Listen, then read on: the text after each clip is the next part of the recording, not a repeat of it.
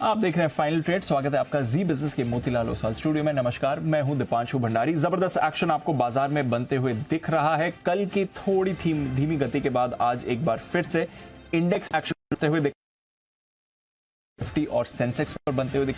Bank Nifty भी फिलहाल अब वापस एक्शन में आते हुए दिख रहा है और साथ ही स्टॉक्स में तो जबरदस्त एक्शन इस समय बना हुआ है। बड़ी बातें बताऊं उससे पहले एक बार जरा BSE इस पर नजर डाल दीजिए, क्योंकि आज बायबैक को लेकर कंपनी की बोर्ड बैठक थी और उसमें हम फैसला आते हुए देख रहे हैं।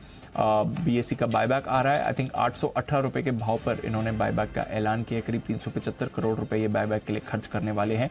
टेंडर ऑफर के जरिए ये बायबैक किया जाएगा, तो कुछ ज्यादा बड़ा प्रीमियम नहीं है बायबैक का जो करंट प्राइस से आ रहा है, बट टेंडर ऑफर के जरिए बायबैक है तो आप अपने शेयर टेंडर कर पाएंगे और फिर एक्सेप्टेंस हुई नहीं हुई वो देखना पड़ेगा। करीब 375 करोड़ रुपया खर्च किया जाएगा। 816 के भाव पर ये बायबैक आ रहा है, तो करीब करंट मार्केट से देखें तो 17-18% के प्रीमियम पर है। कुछ ज्यादा बड़ा प्रीमियम नहीं है करंट प्राइस से, बट अच्छी बात है कि टेंडर रूट से आ रहा है ये बायबैक।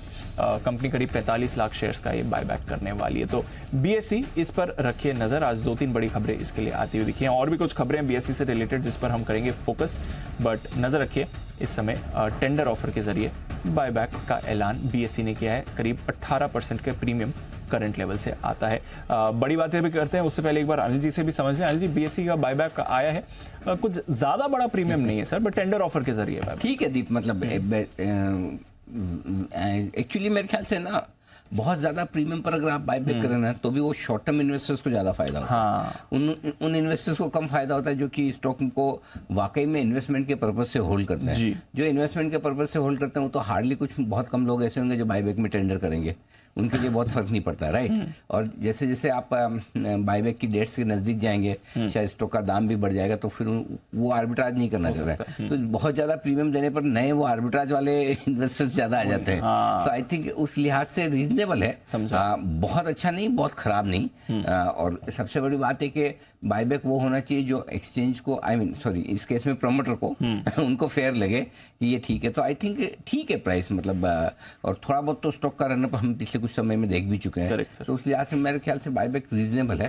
अगर स्टॉक नहीं भाग रहा है तो ठीक है, क्योंकि आपको पता है कि अब एक बार रेशियो निकालना पड़ेगा कि जो 45-46 लाख शेयरों का बायबैक है वो कितना परसेंटेज एक्सेप्टेंस होगा अगर बाकी, क्योंकि पब्लिक शेयर होल्डिंग काफी ज्यादा है, राइट। इसमें कोई प्रमोटर तो है नहीं, करेक्ट, राइट। सो अगर बायबैक में कोई टेंडर करना चाहे तो सब कर सकते हैं। सो 100% अगर बायबैक में टेंडर करने के लिए लोग एलिजिबल है, प्रमोटर पार्टिसिपेट नहीं करते हैं, जो जनरली होता है कभी करते हैं कभी नहीं करते, इसमें नहीं करेंगे, इसमें प्रमोटर है ही नहीं।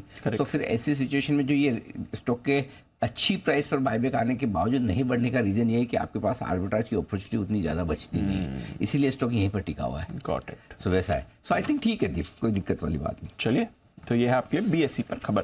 पर आइए, शो भी एक्शन भरपूर शुरुआत हो रही है सर, बढ़िया मूड में बाजार। पहले इस समय की बड़ी बातें बताते हैं, फिर मार्केट पर बात करते हैं। बिल्कुल, तो बड़ी बातों में यही कि रिकॉर्ड हाई पर बाजार है 19,472। ये है नया लेवल जो इतिहास में दर्ज हो चुका है लाइफ टाइम हाई के तौर पर निफ्टी में। और बैंक निफ्टी में 65,693, 65,693। जी हाँ, नया हाई वहां पर भी बना है। 65,000 सेंसेक्स माफ कीजिए, सेंसेक्स में 65,000 आज थोड़ा का है। बैंक निफ्टी अभी आज थोड़ा सा ढीला और धीमा है। परसेंटेज में देखेंगे तो ऐसा नहीं, लेकिन अभी रिकॉर्ड हाई से थोड़ा सा 45,340 का लेवल है इस वक्त आज का हाई बैंक निफ्टी का। इस वक्त 19,450 के आसपास निफ्टी पर है, परफेक्ट है। और आज का जो ट्रेडिंग रेंज का हायर एंड था 19,475 525, एग्जैक्टली वही निफ्टी अपना पहुंचा है। बैंक निफ्टी का भी दीप 45,300 350 का पहला लेवल, 340 का हाई लेवल है, वहीं पे आके रुका है। एकदम परफेक्ट मार्केट है, कोई दिक्कत वाली बात नहीं, फर्स्ट क्लास बढ़िया चल रहा है। ये आपके लिए छोटे मझोले शेयरों में अभी भी जोश हाई है।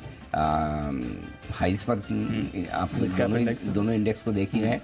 रियल एस्टेट और एनर्जी शेयरों में तगड़ी खरीदारी होती दिख रही है। DLF ने कल से जो सेकंड हाफ से मूव बनाया, आज लीडरशिप दे रहा है। 1.5 से 2.5% तक की बड़ी तेजी रियल एस्टेट इंडेक्स में। और बार बार हम यही कह रहे हैं कि चलेंगे एक ही, जब ब्याज दरें घटना शुरू की।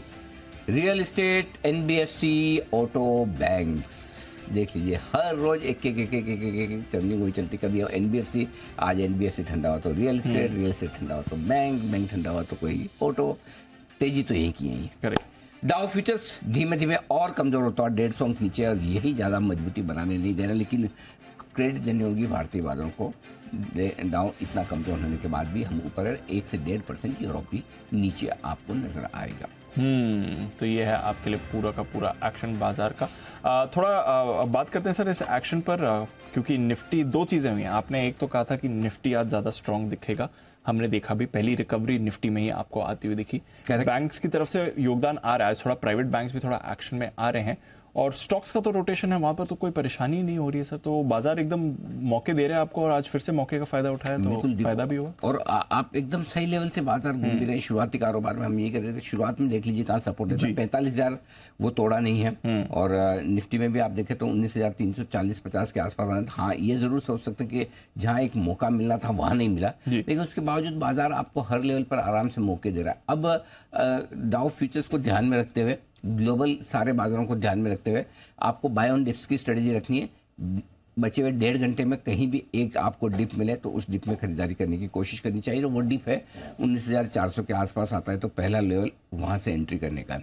दूसरा तरीका ये कि 19,525 के ऊपर निकले तो फ्रेश खरीदारी कीजिए। 525 यहाँ से 75 पॉइंट ऊपर। और मैं इसलिए कह रहा हूँ कि जो अभी पोजीशंस मेरे पास आ रही हैं, मैं आपको बताऊंगा। आज वीकली एक्सपायरी भी है, और वीकली एक्सपायरी के लिहाज से 19,500 के आसपास रुकावट का लेवल है। और इसलिए आज आपने सुबह 19,475 19,525 की वो रेंज जहाँ प्रॉफिट बुकिंग करनी चाहिए। तो इसलिए बचे हुए समय में अगर नीचे आएगा तो वहां पर आपको खरीदारी करनी है। निफ्टी बैंक का जहां तक सवाल है, 45,150 के आसपास आता है, वहां खरीदारी करनी है। उस 45,150 उसके नीचे खरीदारी का जोन है। 45,350 हल्की फुल्की रुकावट है, पार करके निकले तो 45,425-500 तक जाने की कोशिश करेंगे, वहाँ रिव्यू करेंगे। सो 45,500 के ऊपर की तेजी भी नहीं दिख रही है, तो 45,500 के नज़दीक बेचना है। 45,125 की रेंज में लेना है। 45,350 45,500 की रेंज में देना है। निफ्टी 19,400 19,375 की रेंज में लेना है। 19,500 19,525 की रेंज में देना है। गॉट इट, करेक्ट, ठीक है सर। चलिए, ये है आपके लिए पूरा का पूरा लेवल। ऊपर के स्तरों पर मुनाफा वसूली भी करनी है, निचले स्तरों से खरीदारी भी करनी है, दोनों तरफ का एक्शन बाजार में दिखेगा। और स्टॉक्स में तो भरपूर तेजी है। अंजी से थोड़ा डेटा भी जानेंगे, हमारे एक्सपर्ट्स भी जुड़ रहे हैं। आइए उससे पहले एक बार कुशल और अरमान दोनों तैयार हैं बताने के लिए आज की खबरें और इंपॉर्टेंट ट्रिगर्स भी। कुशल, गुड आफ्टरनून, बताएं ट्रिगर्स। गुड आफ्टरनून दीप। ट्रिगर्स में अदानी ग्रीन एनर्जी फोकस में रहेगा। पूंजी जुटाने पर कंपनी की बोर्ड बैठक होने वाली है। साथ ही सेनको गोल्ड है, इस पर ध्यान रखिए, इसका आईपीओ आज बंद हो जाएगा, तो इसमें सब्सक्राइब करने का आज आखिरी दिन है। कल के दिन में इंडियन ऑयल कॉर्पोरेशन आईओसी, यहां पर राइट्स इशू के जरिए फंड जुटाने पर कंपनी विचार करती हुई दिखेगी। साथ ही सुजलॉन एनर्जी भी फंड जुटाता हुआ नजर आ सकता है, तो इस पर भी ये विचार करते हुए नजर आएंगे। आइडिया फोर्स टेक्नोलॉजी, यहां पर इसकी आईपीओ की लिस्टिंग होने वाली है। कुल मिलाकर 106 गुना से ज्यादा ये सब्सक्राइब हुआ था, तो देखना होगा कि यहां पर किस तरह की लिस्टिंग होती हुई दिखती है। साथ ही एक्स डिविडेंड ट्रेड करेंगे 11 स्टॉक्स, जिसमें चुनिंदा नाम axis bank, Adani enterprises, Ashok Leyland, Bharat forge जैसे स्टॉक्स का है। साथ ही रोटो पंप्स की बोनस इशू की भी एक्स डेट है। जून महीने का जॉब्स डेटा का आंकड़ा भी यूएस के लिहाज से इंपॉर्टेंट होगा। साथ ही शनिवार 8 जुलाई हिंदुस्तान जिंक फोकस में रहेगा। अंतरिम डिविडेंड पर बोर्ड बैठक है। और सोम डिस्टिलरीज, यहां पर भी कंपनी फंड जुटाने पर बोर्ड बैठक करती हुई नजर आएगी। तो काफी सारी कंपनियों की बोर्ड बैठक होने वाली है। काफी सारे स्टॉक्स एक्स डिविडेंड भी ट्रेड करेंगे आने वाले 3 दिनों में। बिल्कुल, कल बहुत सारे डिविडेंड एडजस्टमेंट्स हैं। चलिए, कल बहुत सारे डिविडेंड एडजस्टमेंट्स हैं। एफएनओ के हम बात करें, बाकी कैश मार्केट के तो कई सारे होंगे ही, तो उस पर भी हम रखेंगे नजर आपके लिए। अरमान, गुड आफ्टरनून, बताएं आज की इंपॉर्टेंट खबरें कौन सी हैं? जी बिल्कुल, सबसे पहले अगर आप बात करें तो आईपीओ अपडेट में सेनको गोल्ड, जहां पर आप अच्छा रिस्पांस यहां पर बढ़ता हुआ दिखा है। कुल सब्सक्रिप्शन अगर आप देखेंगे 28 गुना बढ़ता हुआ दिखा है, जिसमें क्यूआईबी का 49 टाइम्स, एनआई 38 टाइम्स, रिटेल का लगभग 11 गुना के आसपास जो यहाँ पर बढ़ता हुआ दिखा है। नतीजा है जीएम ब्रेवरीज के, यहाँ पर अगर आप देखें तो मुनाफा 16 करोड़ से बढ़कर 20 करोड़ पर आता हुआ दिखा है। मार्जिन में भी आपको इंप्रूवमेंट दिखेगा, 15% से बढ़कर 18% के आसपास। और आय में भी अगर आप देखेंगे लगभग आपको 142 करोड़ से बढ़कर लगभग 147 करोड़ के आसपास जो है आती हुई दिखी है। बिजनेस अपडेट्स जो लगातार आते जा रहे हैं, अजमेरा रियल्टी की बात करें तो Q1 में जो बिक्री है वहाँ पर 44% की आपको गिरावट आती हुई दिखी है। और वही अगर कलेक्शन की बात करें तो कलेक्शन में भी लगभग 47% के आसपास की यहाँ पर गिरावट आती हुई दिखी है। पूर्वांकरा, यहाँ पर जो सेल्स वैल्यू है वहाँ पर रिकॉर्ड 119-120% की आपको बढ़ोतरी दिखेगी। और अगर आप रियलाइजेशन की बात करें तो रियलाइजेशन में भी इंप्रूवमेंट होता हुआ दिखा है, लगभग 11% के आसपास का रियलाइजेशन में इंप्रूवमेंट होता हुआ दिखा है। और क्योंकि अगर रियलाइजेशन 11% है तो कुल मिला के वॉल्यूम्स की अगर आप बात करें तो वहाँ पर 97% के आसपास की बढ़ोतरी दिखेगी। पीवीआर आइनॉक्स, यहाँ पर सिनेमा हॉल में फूड बेवरेजेस पर जीएसटी बैठक में सफाई संभव है। और जीएसटी काउंसलिंग बैठक में लगभग 5% जीएसटी पर यहाँ पर जो है सफाई आती हुई दिख सकती है। HL यहाँ पर ये जो हमारे एक्सक्लूसिव भी है, जिसमें HL और कोस्ट गार्ड के बीच जो डील पर हस्ताक्षर हो सकते हैं, जिसमें 223 करोड़ के जो है डील पर हो सकते हैं हस्ताक्षर। डॉक्टर रेड्डीज यहाँ पर कोई एजेंसीज के हवाले से खबर आई है कि कंपनी की चाइल्ड न्यूट्रिशनल सेगमेंट में एंट्री होती हुई दिखी है। एल्केम लैब PTI के हवाले से खबर आती हुई दिखी है कि कंपनी के आई केयर प्रोडक्ट जो है वो लॉन्च के साथ उन्होंने इस सेगमेंट में वो एंट्री लेते हुए दिखे हैं। BSE जो अगर बायबैक के जो खबर है ही सही, उसी के साथ साथ BSE में ऑर्डिन प्लेटफॉर्म पर डेरिवेटिव ट्रेडिंग जो है वो शुरू कर दी है। और प्रीमियर एक्सप्लोजिव्स की बात करें तो कंपनी को लगभग 85 करोड़ का ऑर्डर मिलता हुआ दिखा है। ये रक्षा मंत्रालय से उनको भारत डायनामिक्स से जो है ऑर्डर मिलता हुआ दिखा है। ब्लूमबर्ग के हवाले से खबर ये भी आई है कि टाटा प्ले में टीमसेक जो है वो यहाँ पर हिस्सा खरीदने पर विचार करेंगे और टाटा प्ले के IPO को टालने पर भी जो है विचार हो सकता है। और जी बिजनेस की जो आपको खबर जो मुहिम थी उसका असर भी होता हुआ दिखा है। डिब्बा ट्रेडिंग मामले में 5वीं जो है गिरफ्तारी होती हुई दिखी है। और अंत में कई सारी ब्लॉक डील्स हैं, जिसमें मैक्स हेल्थ केयर लगभग 30 lakh share, delivery 10 lakh, Torrent power 12 lakh और बैंक ऑफ महाराष्ट्र 50 लाख शेयरों के कई सौदे होते हैं। ओके तो ये है सारी की सारी खबरें जिनके दम पर आज दिखेगा एक्शन जबरदस्त, और एक्शन को जबरदस्त आगे बढ़ाने के लिए तैयार है।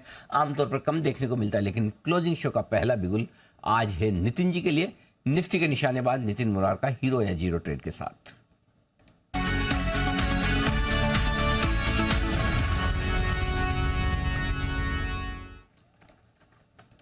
नितिन जी बताएं सर। यानी जी यहाँ पे 19,450 की कॉल ऑप्शन लेंगे जो 28 रुपए पे मिल रही है। 19,450 की कॉल ऑप्शन, इसे खरीदेंगे। इसका स्टॉप लॉस बनेगा 5 रुपए का, यानी कि हम 28 पे लेंगे, 29 का रेट हो गया, 28-29 लेंगे, 5 का स्टॉप लॉस होगा। और मुझे लग रहा है ये 50 से 55 का टारगेट मिलना चाहिए, यानी क्लोजिंग में फिर से तेजी की तरफ मार्केट मूव करनी चाहिए। और एक्सपायरी 19,500 की तरफ हो सकती है। अभी 19,460 के आसपास स्पॉट लेवल है, तो मैं ये मान रहा हूँ कि एक्सपायरी 19,500 की तरफ हो सकती है। तो अभी 27-28 के भाव पे हम 19,450 की कॉल ऑप्शन लेंगे, 5 का स्टॉप लॉस और 50 से 55 के टारगेट। ओके तो ये है आपके लिए हीरो या जीरो ट्रेड। 19,450 का at the money call option खरीदिए, 28 के आसपास, 5 का स्टॉप लॉस, 50-55 के लक्ष्य के लिए करनी है खरीदारी। आइए बढ़ते हैं आगे और हिमांशु जी के लिए बिगुल। हिटमैन हिमांशु।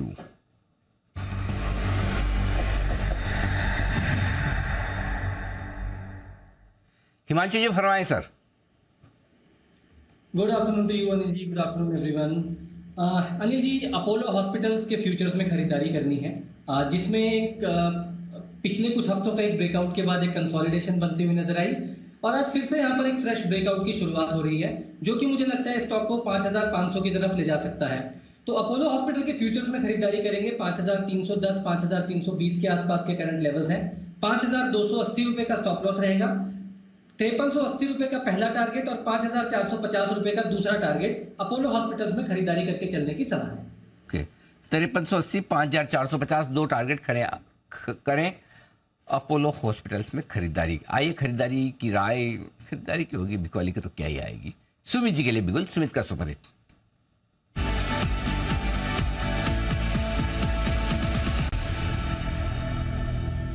सुमित जी बताएं सर। गुड आफ्टरनून अनिल जी।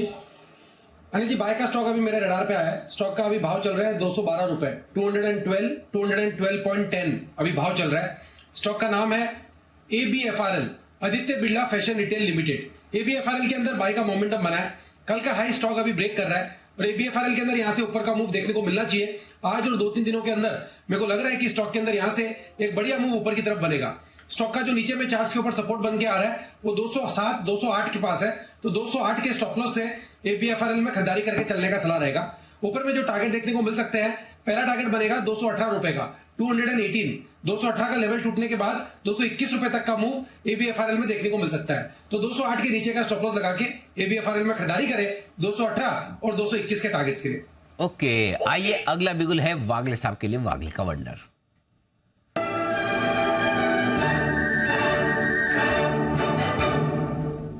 जी वागले साहब बताएं सर। अनिल जी, टाटा मोटर्स लेना है अभी के अभी। 600 का मल्टीपल टॉप्स का लेवल है, स्विंग हाई है, ब्रेक किया है। ये सीधे 620, 625 में भी इवन 630 तक जाने के लिए तैयार है। टाइम फ्रेम आज और कल का। आपका स्टॉप लॉस होना चाहिए 596.50। 96 का स्टॉप लॉस लगाकर टाटा मोटर्स में खरीदारी करने की राय। और टारगेट एक बार जरा वागले साहब टारगेट फिर से बोलिए। अनिल जी 620 का पहला टारगेट अगर आप आज और कल लेते हो, अगर आप पोजिशनल लेते हो तो 630 640 तक भी ये स्टॉक जा सकता है। 620 का नियर टर्म टारगेट, 630 और 640 के फाइनल टारगेट्स के लिए टाटा मोटर्स में करें खरीदारी। अपने लाइफ हाई के करीब अब आपको टाटा मोटर्स आते हुए दिख रहा है। 2015 के बाद टाटा मोटर्स नया हाई बनाने की तैयारी में है, ज्यादा दूर नहीं है लाइफ हाई से टाटा मोटर्स। 612 का पिछला हाई था, तो 613 का लेवल अगर आप देखें टाटा मोटर्स पर तो आपके लिए नया हाई कंफर्म हो जाएगा। यहाँ से करीब 8-9 रुपए दूर है अभी भी, बट डायरेक्शन वही है। और 2015 के बाद आप टाटा मोटर्स को हाई पर आते हुए देखेंगे, तो ये है जबरदस्त मोमेंटम इसमें। आइए मेहुल जी के पास चलते हैं, लेते हैं उनकी कॉल BTS डबल टी।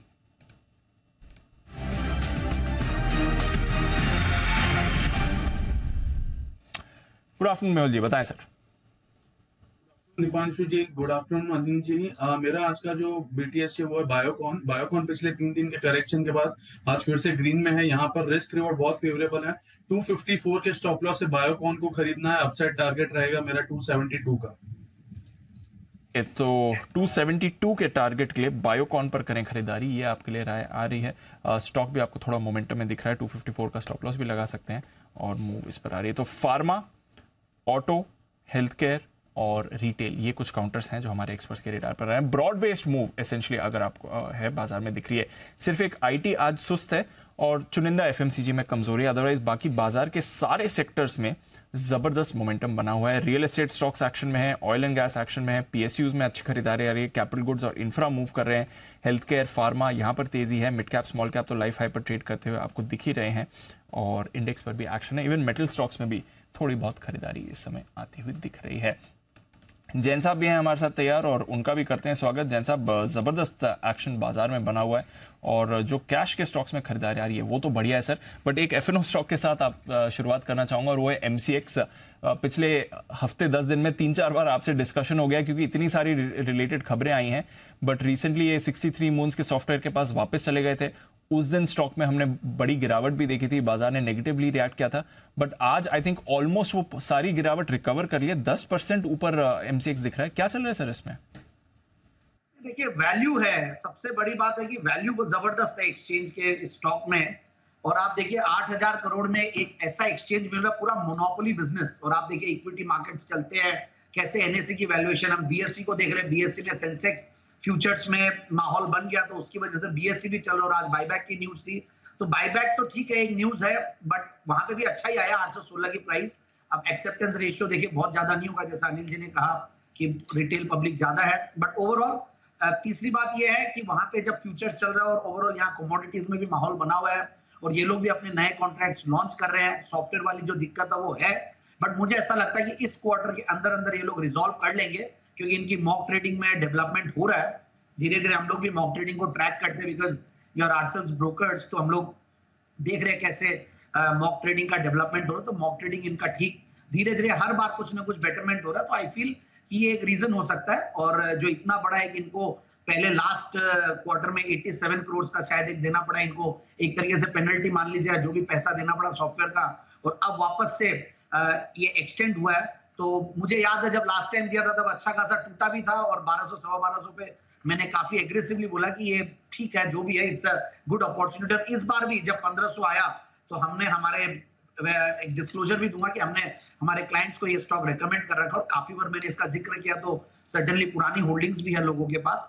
तो यही लगता है कि ये आगे भी अच्छा चलेगा और मुझे यहाँ से लगता है कि ये स्टॉक परफॉर्म करेगा। और ये न्यूज अगर कहीं भी थोड़ी भी ठीक होती है तो वापस से पहले हमने जो 2200-2000 के लेवल्स देखे वो भी देखने को मिल सकते हैं, बट विद अ डिस्क्लेमर कि ये स्टॉक हमने हमारे क्लाइंट्स को, एसोसिएट्स को, फ्रेंड्स को सबको रेकमेंड किया। कौन सा वाला? BSE भी है और MCX भी। BSE और MCX दोनों?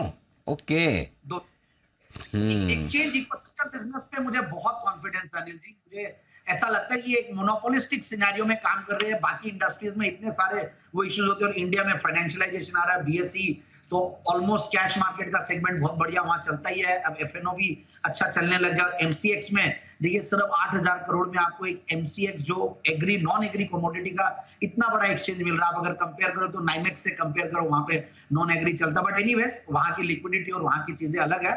बट यहाँ पे भी लगता है कि इतना इजी नहीं है, दूसरे लोग वो लिक्विडिटी क्रैक नहीं कर पाए, दूसरे एक्सचेंजेस जितने भी आए थे, तो इसलिए यहाँ पे एक मोनोपोलिस्टिक सिचुएशन में ये एक्सचेंज बैठी है। ओके, चलिए आइए बढ़ते आगे, और अब आपके लिए एक इंटरेस्टिंग डेवलपमेंट और खबर आपके लिए लेकर आते हैं जो कि आने की तैयारी में, जो जैन साहब बहुत ही ध्यान से सुनेंगे। जैन साहब ध्यान से सुनिएगा। और कौन कौन है, एक मिनट जरा स्क्रीन पे बताइए कौन कौन है। सुमित जी ब्रोकरेज में काम करते हैं, हिमांशु जी करते हैं, मेहुल जी करते हैं, लेकिन ये सब लोग क्या है एडवाइजरी वाले बोर्ड में ज़्यादा है। एग्जीक्यूशन और वो वाले ऑपरेशंस वाले में उसमें जैन साहब ही है। जैन साहब है। तो जैन साहब तो क्या ऑलराउंडर है ना वो, मतलब डायरेक्टर है। डायरेक्टर में फर्क पड़ जाता है थोड़ा सा, सब काम करना पड़ता है। डायरेक्टर का मतलब प्रेसिडेंट टू पियोन। कभी जल्दी पहुंच जाए तो ऑफिस भी खोल लेते हैं। Shutter up. जैन साहब रहती होगी चाबी तो आपके पास?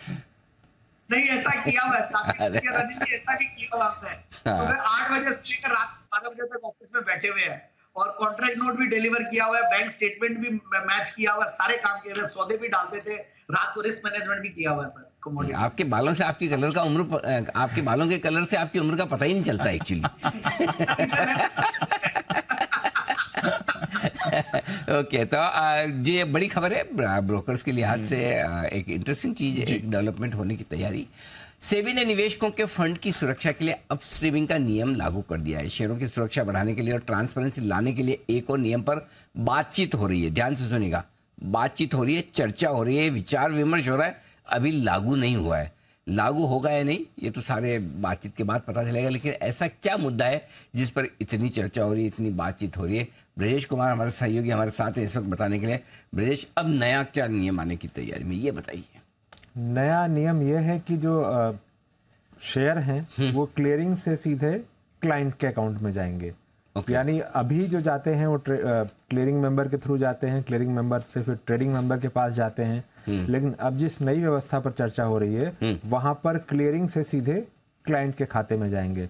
इसके पीछे मकसद यही है कि एक तरह से और इंश्योर करना कि कहीं कोई दिक्कत नहीं हो, निवेशकों के जो शेयर हैं वो किसी जाकर ट्रेडिंग मेंबर के पूल अकाउंट में या क्लियरिंग मेंबर के पूल अकाउंट में जाकर कहीं गड़बड़ी होने पर कहीं वहां पर जाकर फंसे नहीं और क्लाइंट तक ठीक से पहुंच जाएं। इसके लिए ये होगा कि यूसीसी में जो पूरा यानी यूनिक क्लाइंट कोड जो होता है एक्सचेंज के पास, उससे सारा डेटा लिया जाएगा, और जो क्लाइंट का प्राइमरी डीमैट अकाउंट, यानी कई बार लोगों के पास एक से ज़्यादा डीमैट अकाउंट होते हैं, तो जो प्राइमरी डीमैट अकाउंट में लिखा होगा उस अकाउंट में वहाँ क्लियरिंग से सीधे शेयर भेजा जाए, इसको लेकर के चर्चा हो रही है। अगर अनपेड होता है शेयर तो उस पर जो है वो प्लेज लगा करके, अगर ड्यू होगा क्लियरिंग मेंबर का तो उसके खाते में, और अगर ट्रेडिंग मेंबर का होगा तो उसके खाते में रख दिया जाएगा, और क्लाइंट जब पेमेंट करेंगे तब उनके शेयर रिलीज होंगे। अगर नहीं पेमेंट करेंगे तो ये शेयर ऑक्शन में चले जाएंगे। लेकिन एक चीज़ यहाँ पर ये ज़रूर साफ किया गया है कि इसका मकसद ये नहीं है कि क्लियरिंग जो है वो सेटलमेंट करने बैठ जाएगा क्लाइंट के साथ, ऐसा नहीं होगा। ये क्लाइंट के सिक्योरिटीज़ की हिफाजत के लिए एक अतिरिक्त कदम उठाया जाए, इस पर यह चर्चा हो रही है। ये तो पैसा क्लाइंट से लेने का काम ब्रोकर का, हाँ, पेन करने का काम ब्रोकर का, हाँ, ठीक है। और शेयर बेचा तो पेन में शेयर लगाने का काम ब्रोकर का, पे आउट हो गया तो क्लाइंट को पैसा देने का काम भी ब्रोकर का। खाली एक ही है कि अगर आपने पेन कर दिया ब्रोकर को, शेयर कोई खरीदे और वो शेयर आएंगे तो वो ब्रोकर को नहीं जाएंगे, वो सीधे एक एक्टिविटी डायरेक्टली की जाएगी। हाँ, बाकी क्यों नहीं? बाकी तो जैसा बताएंगे। नहीं मतलब मैं आई एम जस्ट क्यूरियस, यही क्यों छोड़ा? मतलब खाली एक ही क्यों ऐसा है? क्योंकि मतलब अगर समझो कि ब्रोकर के एक ही चीज होती है, या तो आप प्रोसेस को फास्ट करो कि ब्रोकर की जरूरत ही नहीं है, सीधा क्लियरिंग मेंबर से सीधा ट्रेडिंग मेंबर के बजाय सीधा क्लाइंट को शेयर चले। प्रोसेस से थोड़ा फास्ट होगा, ठीक है। क्योंकि फास्ट खाली शेयर देने में ही क्यों? फिर तो पैसे भी डायरेक्टली दे दो, करेक्ट? पैसे भी तो आप डायरेक्टली दे ही सकते हो ना। I am just want to understand. Jain साहब प्लीज एनलाइटन मी। देखिए अनिल जी, आपका पूछने का तरीका बहुत जोरदार था, इसमें कोई दो राय नहीं है, सारी एक्टिविटीज है। अब ये देखिए रेगुलेटर का भी एक तरीके से देखिए पास्ट में कुछ ऐसे काम हुए हैं जिसकी वजह से इन्होंने किया है। जो भी बड़े बड़े ब्रांड्स जब गए और काफी सारे ब्रोकर्स डिफॉल्ट हुए, तब से ये सारी चीजें चालू हुई है। अपस्ट्रीमिंग ऑफ फंड्स भी चालू हुआ जुलाई 1 तारीख से। फिर ये चीज भी पहले से थी, क्लियरिंग मेंबर के पास आता है, फिर जिनका पेमेंट्स हो रहा था उनके अकाउंट में ऑटोमेटिकली क्रेडिट जाता है। तो ये सारी चीजें हो रही है। और अब मगर कंपलसरी कर रहे हैं तो देखिए ये सारी चीजें होनी तो थी। ये रोड मैप तो बना ही लिया कि ये लोग जितना रेगुलेटर मतलब क्लाइंट्स के मनी के लिए जितना सोच सकते हैं वो कर भी रहे हैं। बट एक चीज और बोलूंगा कि एक्चुअली बहुत सारे रेगुलेशंस एक साथ आ रहे हैं और इतना सारा जो सॉफ्टवेयर और एक्सचेंजेस और क्लियरिंग कॉर्पोरेशंस है, शायद वो लोग उस स्पीड को मैचअप नहीं कर पा रहे हैं। तो कई बार वो इसीलिए 3 महीना 6 महीना पोस्टपोन करते हैं भाई सॉफ्टवेयर के हिसाब से। बट यस, ये चीज क्लियर हो गई, रोड मैप क्लियर है कि और भी स्ट्रिक्ट होंगे। और आगे आने वाले दिनों में ऐसा भी हो सकता है कि एक्सचेंज और क्लाइंट डायरेक्ट इंटरेक्शन करें, हम सिर्फ मार्केटिंग एसोसिएट रह जाए या सौदा डालने वाले रह जाए। मैं तो बोलूंगा कि फ्रंट ऑफिस का सॉफ्टवेयर, बैक ऑफिस का सॉफ्टवेयर और जो केवाईसी है, ये सारी रिस्पॉन्सिबिलिटीज भी अगर ब्रोकर से हट जाए तो एटलीस्ट एक जगह तो हो कि भाई ठीक हम लोग ये कर रहे हैं। तो काफी चीजें होंगी आने वाले दिनों में। But yes, life has not been that. फिर तो आपको ब्रोकर की जरूरत थी। फिर ब्रोकर की जरूरत ही क्या अगर सब कुछ ही डायरेक्ट हो जाए? ऐसा होगा सर, ऐसा लग रहा है। तो फिर तो आप सुबह शाम 5 दिन शो करोगे सर, 8 से 11, सुबह 2 से। फिर तो आप फ्री हो जाओगे एकदम, है जैन साहब? नहीं, तो तभी भी नहीं होंगे अनिल जी। रिसर्च करनी पड़ती है, क्लाइंट्स को राय भी सब कुछ देनी पड़ती है, संभालना पड़ता है। क्योंकि क्लाइंट्स देखिए अपने आप से पैसा नहीं कमा पाता है, आपको सिस्टमैटिकली हैंड होल्ड करना पड़ता है, समझाना पड़ता है, सब कुछ करना पड़ता है एंड सर्विसेज देनी पड़ती है। बट यस, काफी कुछ अगर ये सारी चीजें जो केवाईसी वाली है, मुझे तो लगता है कि एक्सचेंज से हो जाए तो बहुत बेहतर। एक बहुत जो एनर्जी जाती है वो उसमें जाती है। तो और हम तो बोलते हैं कि जो बैक ऑफिस सॉफ्टवेयर है वो भी अगर एक्सचेंज से आ जाए और वो मेंबरशिप के साथ ही वो हो जाए। हम लोग सारे एक्सचेंजेस के एमडीज को हम बोल चुके, हमारी एसोसिएशंस की तरफ से भी काफी चीजें जाती है। बट यस, हमारी एसोसिएशंस काफी एक्टिव है, भले सीपीआई हो, एनमी हो, सारे लोग काफी काम कर रहे हैं, बीबीएफ है, सब लोग काम कर रहे हैं। और मेरे हिसाब से बट होना है, regulators are very clear that they will not compromise with any kind of further frauds relating to clients money and assets. Okay, तो चलिए ये जैन साहब अभी कह रहे थे ना कि ऐसा हो जाएगा कि सीधा एक्सचेंज और क्लाइंट ही आपस में करें और हम हटें। इसको लेकर भी काफी गंभीर चर्चा हुई है। ये प्रपोजल पड़ा हुआ है लंबे समय से। क्या बात कर रहे हो? जी हाँ, सच्ची में? Direct market access, direct market, हाँ, डायरेक्ट फंड्स को तो ही, हाँ, उस तरह का कॉन्सेप्ट ये है। और ये जो बातचीत करके समझ में आई वो रेगुलेटर से ज्यादा सरकार का इंटेंट था इसको लेकर। क्योंकि अमेरिका में इस तरह के कॉन्सेप्ट हैं, हालांकि वहां भी बहुत ज्यादा संख्या नहीं है इस तरह की एंटिटीज का, लेकिन ये कॉन्सेप्ट है और उसी कॉन्सेप्ट को यहाँ लाकर वापस करने की चर्चा हुई थी। और अभी सीबी की एक कमेटी में प्रस्ताव पड़ा भी हुआ है जिस पर ब्रोकर लॉबी की तरफ से काफी इसका विरोध किया गया कि बाकी चीजों का सिरदर्द कौन लेगा, मतलब और ये चीजें कैसे होंगी, क्या हमारे यहाँ का क्लाइंटल इतना एजुकेटेड है कि खुद कर पाएगा, उसकी दिक्कतें आएंगी तो कौन हैंड होल्डिंग करेगा। तो इन चीजों को लेकर, इन चीजों की वजह से प्रस्ताव अभी थोड़ा पीछे है, लेकिन है इंटरेस्टिंग।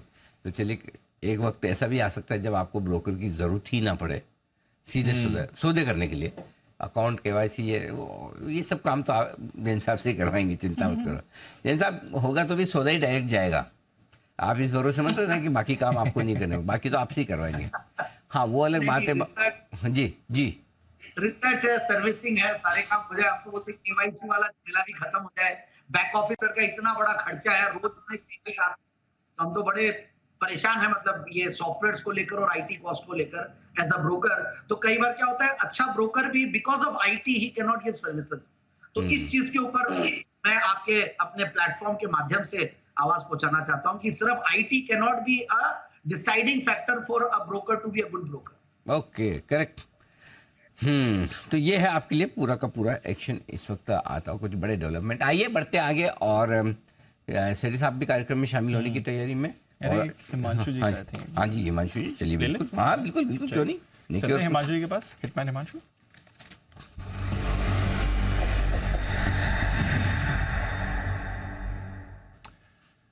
बताएं हिमांशु जी। दीप, एयू बैंक में काफी शानदार कंसोलिडेशन का ब्रेकआउट आता हुआ नजर आ रहा है। स्टॉक ने अपनी जो ड्यू करेक्शन थी वो पूरी कर ली है और अभी 780-785 के ऊपर यहाँ पर एक कंफर्मेशन होता हुआ नजर आ रहा है कि ये स्टॉक नए लाइफ टाइम हाई बनाने के लिए तैयार है। तो एयू बैंक में खरीदारी करके चलने की सलाह है। स्टॉप लॉस मेंटेन करेंगे 778 रुपए के नीचे का, ये स्पॉट के लेवल्स में बात कर रहा हूँ। पहला टारगेट रहेगा 805 रुपए का, लेकिन मेरा ऐसा मानना है कि आने वाले 2 से 3 दिनों में ये स्टॉक 840 850 रुपए तक के लिए भी मूव दिखाने के लिए तैयार है। तो एयू बैंक में खरीदारी करके चलने की सलाह है। ओके, तो एयू स्मॉल फाइनेंस बैंक, इस पर करें खरीदारी, ये भी थोड़ा एक्शन में दिख रहा है। आइए सेठी साहब का भी करते हैं स्वागत। सदाबहार सेठी साहब की शॉर्ट टर्म पिक्स।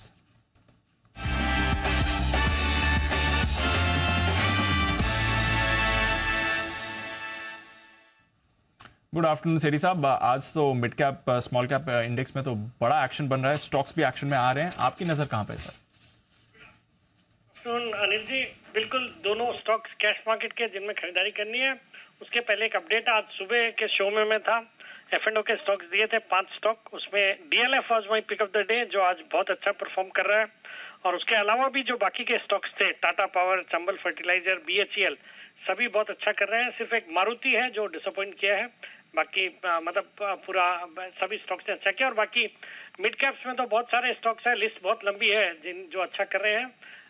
तो वो तो खैर कोई चर्चा करने की बात नहीं है। बाकी 2 स्टॉक्स आज जो कैश मार्केट के जिनमें खरीदारी करने की सलाह रहेगी। सर आज का पहला स्टॉक दीपांशु, आज का जो पहला स्टॉक है, स्टॉक का नाम है श्रीराम प्रॉपर्टीज, जो अभी 63 रुपए पे अवेलेबल है, 63 पे ट्रेड कर रहा है।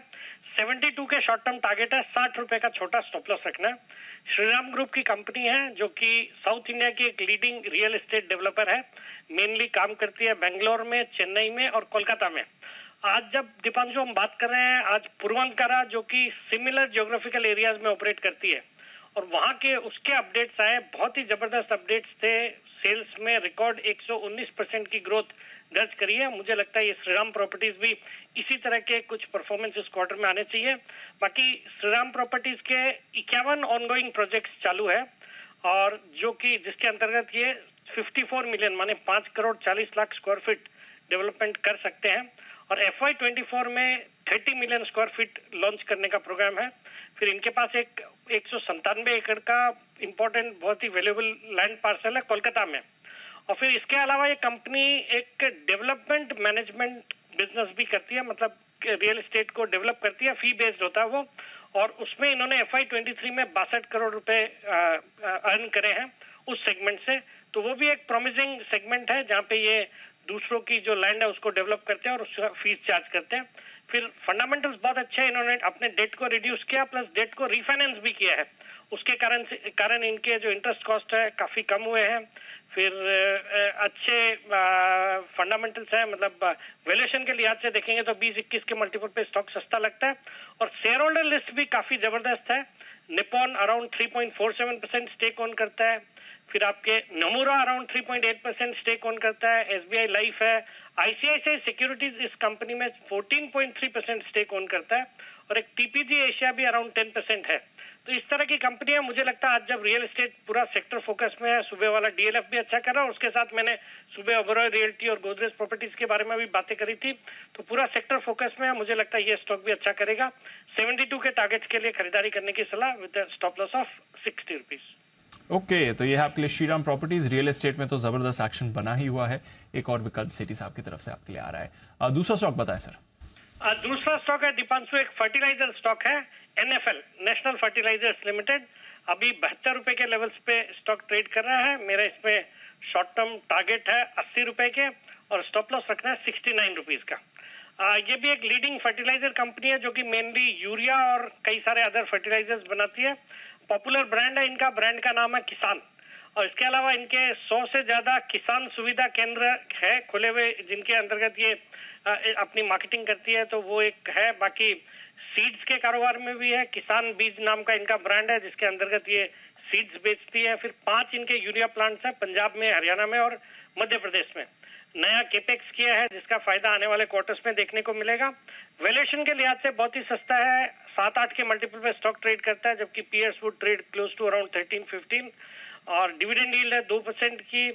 फिर आपके book value, price to book value के लिहाज से भी सस्ता है। Book value is close to 52, तो 1.4 टाइम्स बुक ट्रेड करता है। Return on equity is 18%। अच्छी कैगर से कंपनी ग्रो कर रही है। और फर्टिलाइजर सेक्टर भी फोकस में है। कल से ही हम देख रहे हैं, कल फैग एंड में भी अच्छी बाइंग हुई और आज भी अच्छा कर रहे हैं। तो ये स्टॉक खरीदा जा सकता है for a target of 80 rupees. Okay, तो ये है आपके लिए सेठी साहब की तरफ से 2 बेहतरीन कैश कॉल्स, श्रीराम प्रॉपर्टीज और नेशनल फर्टिलाइजर, जहां पे करनी है खरीदारी। शुक्रिया सर हमारे साथ जुड़ने के लिए और अपना व्यू शेयर करने के लिए। आइए 2:30 बज चुके हैं और लेनी है अनिल जी से उनकी मार्केट स्ट्रैटेजी।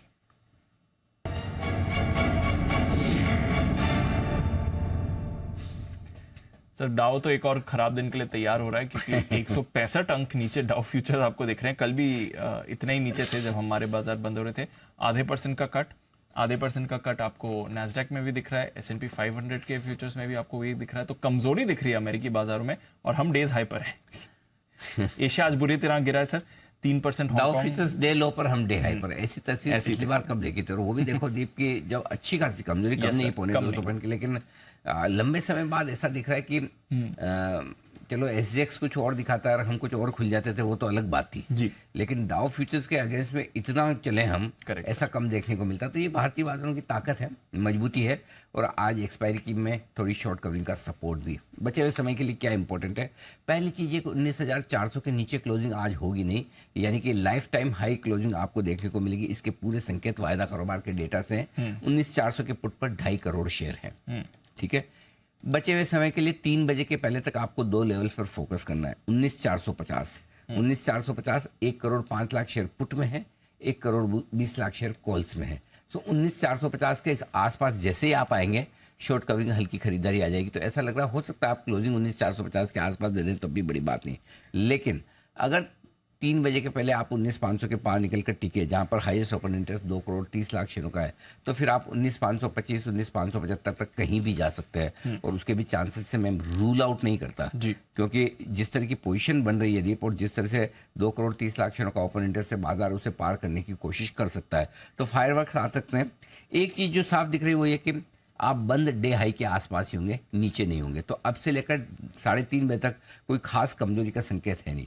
होगा तो 3:15, 3:10, 3:20 के बाद उसके आसपास होगा। और वो सिर्फ इस वजह से होगा कि शॉर्ट कवरिंग की वजह से, थोड़ी खरीदारी की वजह से आप डे हाई पर बंद होने की कोशिश तो कर रहे हैं, लेकिन डाउ फ्यूचर्स आपको सपोर्ट नहीं कर रहे, तो थोड़ी बहुत प्रॉफिट बुकिंग वहां से आए। तो मेरा ये समझना है 19,500 525 के आसपास देखिए, अगर वहां जाकर रुकता है, थोड़ा प्रॉफिट बुक करना है तो वहाँ कर सकते हैं। लेकिन 19,450 के आसपास वहां से थोड़ा सपोर्ट मिलना शुरू हो जाएगा। तो अपने खाली डाउ फ्यूचर्स देखकर अगर हटाकर देखेंगे, जैसे समझो डाउ है ही नहीं, तब तो मैं आपको बोल देता कि आखिरी आधे घंटे में फाड़ के ऊपर जाएगा मार्केट।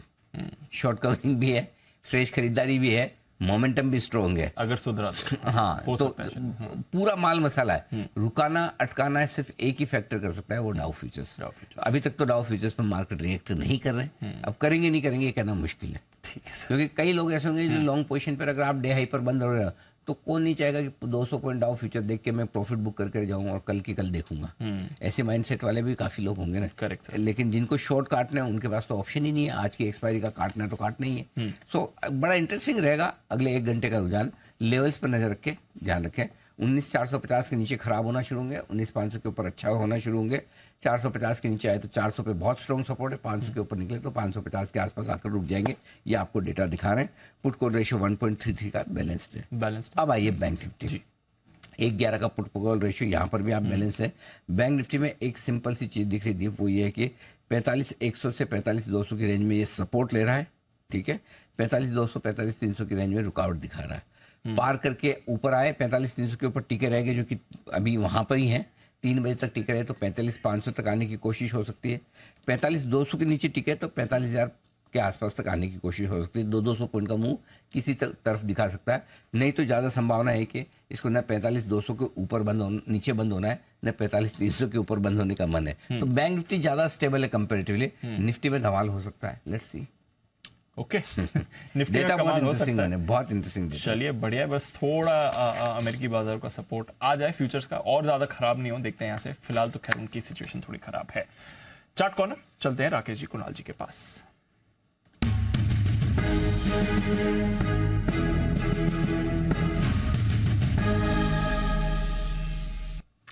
बताएं सर आपकी चार्ट कॉर्नर पिक।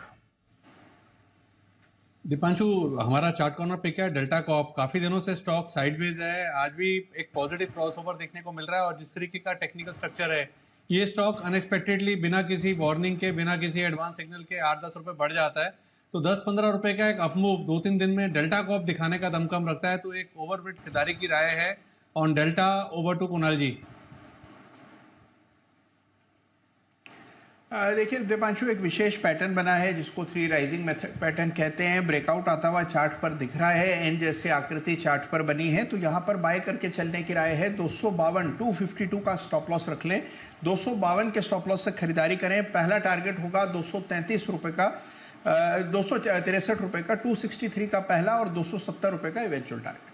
ये है आपके लिए डेल्टा में खरीदारी करने की राय। बस 3 बजे चेक कर लेना बैन में ना आ जाए। इस स्टॉक का यही समस्या है, जैसे भागने लगता है बैन में कभी भी आ जाता है। आइए तब तक सचिन जी श्रीकांत चौहान साहब हमारे साथ कार्यक्रम में हो चुके हैं शामिल। बिगुल के साथ किया जाए उनका स्वागत।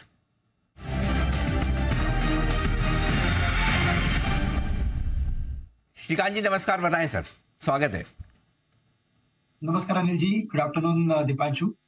देखिए वैसे आपने बताया वैसे कि मार्केट में अगर सिर्फ डाउ को अगर छोड़ के देखें तो काफी सारे ऐसे ट्रिगर्स है या तो काफी सारे ऐसे चार्ट्स है या स्टॉक्स है कि जिनमें टेक्निकल पैटर्न काफी क्लियर है और ऐसा लग रहा है कि यहाँ से और भी रैली बन सकती है।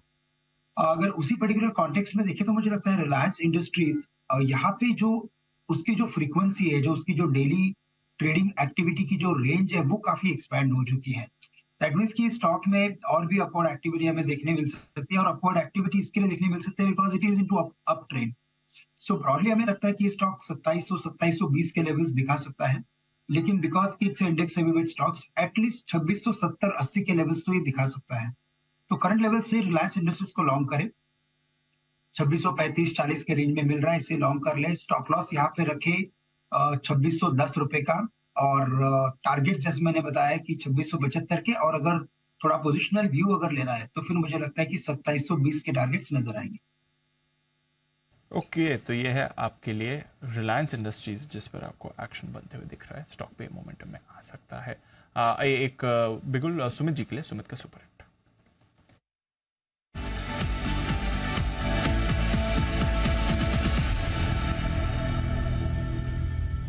बताएं सुमित जी। दिवांशु, बाय का स्टॉक रडार पे आया है। स्टॉक का अभी भाव चल रहा है 46 रुपए 70 पैसे, 46 रुपए 75 पैसे, 46.70, 46.75 का अभी भाव है। स्टॉक का नाम है NHPC।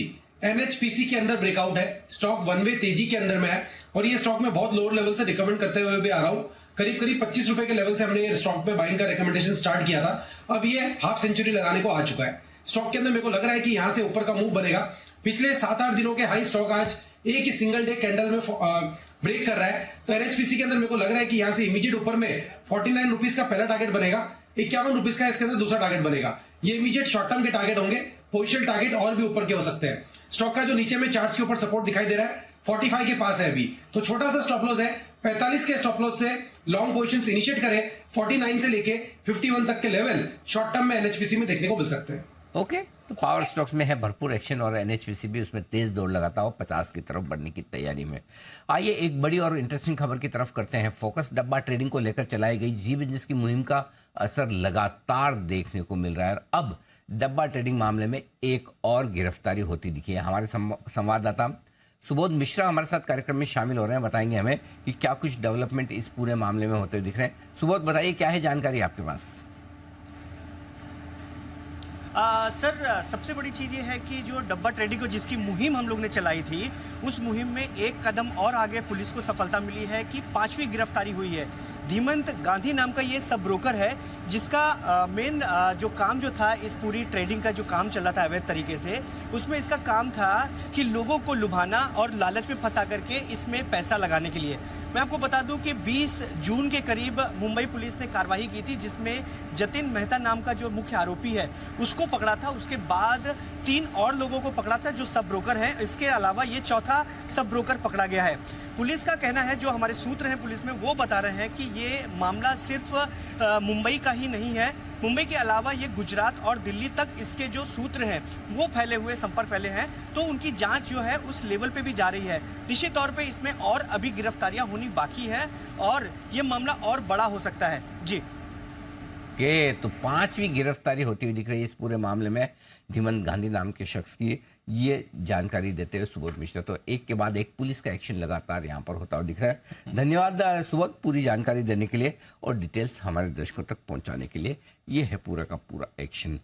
इस बीच बाजार कुछ और नई ऊंचाइयों छूता हुआ दिख रहा है। डे लाइफ हाई पर पहुंचता हुआ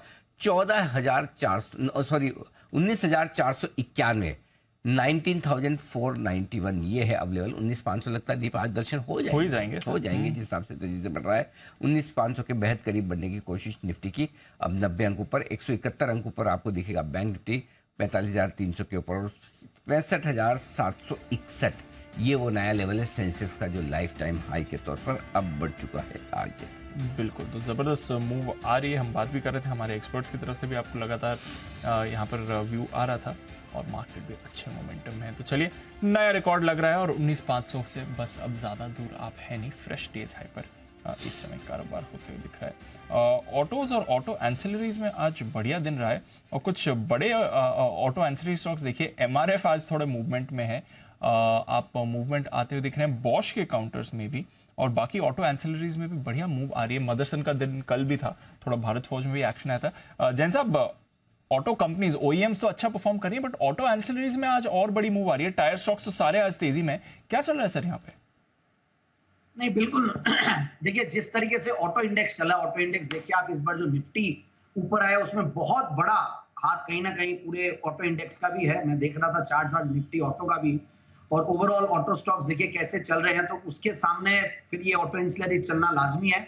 और इसलिए मैंने ऑटो और ऑटो इंसिलरीज को सबको एक के बाद एक रेकमेंड किया हर बार। अभी रिसेंटली मैंने जामना ऑटो रेकमेंड किया जो कि कमर्शियल व्हीकल्स में है, या फिर हमने गैब्रियल इंडिया दिया, बहुत सारे वन आफ्टर दी अनदर एक स्टॉक्स रेकमेंड किए एंड सब बहुत बढ़िया कर रहे हैं। LG ब्रदर्स हो या फिर आपके FM इंडस्ट्रीज हो, सब परफॉर्म कर रहे हैं। एंड आई फील कि अभी भी कुछ नहीं हुआ, वैल्यूएशंस के लिहाज से सस्ते ही लगते हैं मुझे ऑटो इंसिलरी स्टॉक्स। दो ऑटो स्टॉक्स काफी बड़े बड़े रन अप दे चुके हैं, बट वहां पे भी जिस तरीके की डिमांड इंडिया में बन रही है और जो PMI नंबर्स आ रहे हैं, GDP के ग्रोथ नंबर्स और इनकम लेवल्स बढ़ रहे हैं, तो ये इनके तो अच्छे चलने ही है।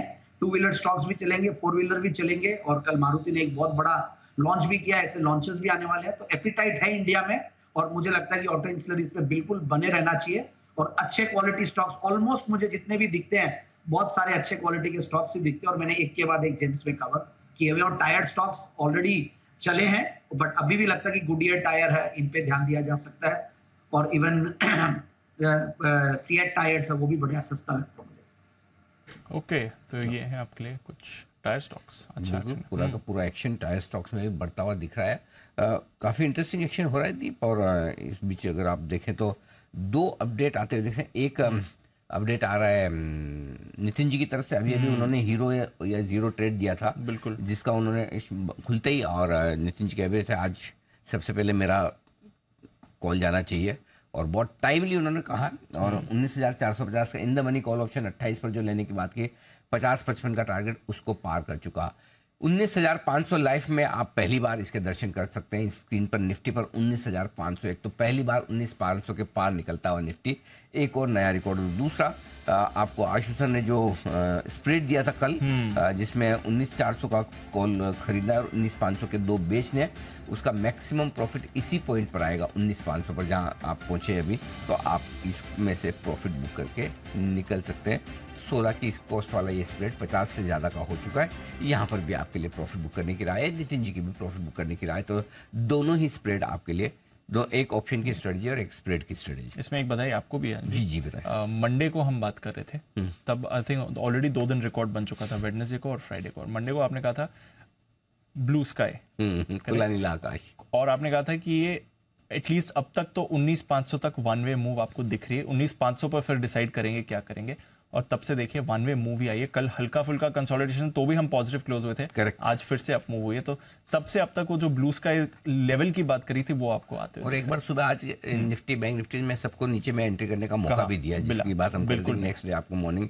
या तो आप ये मान के चलें कि 19,300 पे आपको और खरीदना है, स्टॉप लॉस तो लॉन्ग पोजीशन बनाइए, यानी कि 45,000 पे और लेना है तो पोजीशन में तो एग्जैक्टली 45,045 का हाई लो बनाकर मार्केट बहुत अच्छे लेवल से रेस्पेक्ट देकर घूमते हुए नजर आ रहे हैं। तो ये है आपके लिए बेहतरीन तेजी का माहौल इस वक्त बनता हुआ दिख रहा था। दोनों ही अपडेट्स मैं आपको दे चुका। एक अपडेट आपसे भी लेना है, HPCL आज सुबह 297 298 के लेवल पर खरीदारी की राय करी थी। 300 की बात करी थी, वो तो तभी आ गया था, बट 308 और 317 के लेवल्स की बात करी थी। 309 का इसने हाई बनाया है, तो पहला टारगेट HPCL पर भी हिट हो गया है आपका। और दीप ऐसा बहुत कम बार देखने को मिलता है कि जब HPCL जैसे स्टॉक 5% दौड़े किसी दिन, आमतौर पर इतने बड़ी तेज दौड़ लगाने के लिए जाने नहीं जाते हैं, तो एकदम सही वक्त पर ट्रिगर होकर आया है। तो मेरा ये समझना है जो डे ट्रेड्स के लिए लिया है उनके लिए 308 बहुत अच्छा लेवल है। 296-97 से 308 के आसपास का लेवल बुरा नहीं होता। लेकिन जो लोग पोजिशनल ट्रेडर्स हैं जो अब से लेकर रिजल्ट तक होल्ड करना चाहते हैं वो डेफिनेटली होल्ड करें। और मैं फिर कहूँगा अगर आपको फ्यूचर्स में रखना है पोजीशन तो HPCL बढ़िया है, कैश में लेना है तो IOC ले सकते हैं जो डिलीवरी के लिहाज से आपको 90-100 रुपये का स्टॉक होता है तो आसानी से ले पाते हैं। डिलीवरी लेकर रख लें। एक और हमारा स्टॉक कमाल करता दिख रहा है दीप, और वो है DLF पूरी रियल एस्टेट की तेजी को एक तरफा लीड करता हुआ और 515 पिछली बार ये 505-7 के आसपास पहुंचकर वापस घूमकर करेक्शन दिया था 490-485 के आसपास, और अब नया हाई और बनाता हुआ दिख रहा है।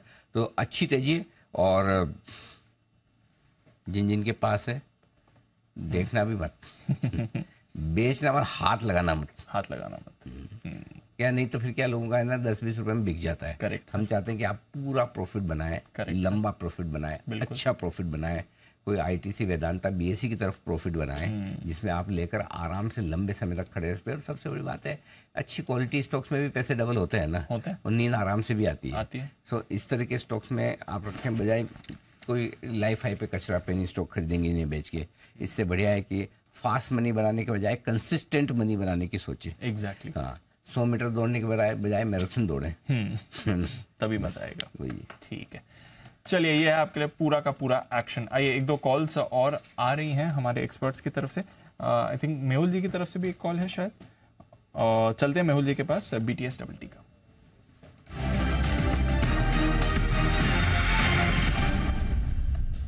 बताएं सर। दीपांशु जी, अभी आप ऑटो एंड ऑटो एंजिलरीज की बात कर रहे थे, तो उसमें एक स्टॉक रडार पर आया है, वो है जमुना ऑटो। 108 के करीब इसका भाव है, ये ब्रेकआउट आया है काफी अच्छे कंसोलिडेशन के बाद। तो 102 के स्टॉप लॉस से इसमें खरीदारी करनी है, 120 के स्टॉप लॉस से 120 के टारगेट से। जमुना ऑटो एक और स्टॉक है जहां पर बढ़िया एक्शन आपको आते हुए दिख रहा है। मेहुल जी ने इस स्टॉक को सुमित जमुना की किसने बात की थी? सुमित जी से मैं बात कर रहा था। मैं सुमित जी से बात कर रहा था। सुमित जी को तो काफी समय से जम रहा है, लेकिन सुमित जी को सिर्फ जमुना ऑटो ही नहीं जम रहा, कुछ और भी जम रहा है। वो बिगुल के बाद सुमित जी बताएंगे। बिगुल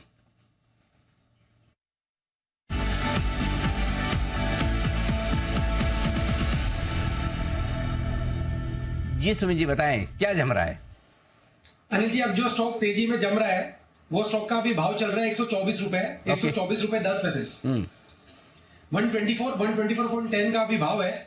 स्टॉक का नाम है BEL, Bharat electronics limited. BEL के अंदर यहां से मोमेंटम बनेगा। BEL कल का हाई ब्रेक कर रहा है, इनफैक्ट कल का और परसों का हाई भी अभी ब्रेक कर रहा है। मेरे को लग रहा है कि BEL के अंदर यहां से एक बढ़िया मूव ऊपर की तरफ बनना चाहिए। स्टॉक तेजी के ट्रेंड के अंदर में है। तेजी के ट्रेंड के बाद इसने कुछ दिनों के लिए ऊपरी लेवल पे कंसोलिडेट किया और अभी वापस से अपवर्ड मूव यहां से रिज्यूम कर रहा है। BEL के अंदर यहां पे CMP पे खरीदारी करें, जिन्होंने ले रखा है वो लोग अभी होल्ड करें। नीचे में इसका ट्रेडिंग के लिहाज से जो स्टॉप लॉस बनेगा 121 रुपए 50 पैसे के पास बनेगा।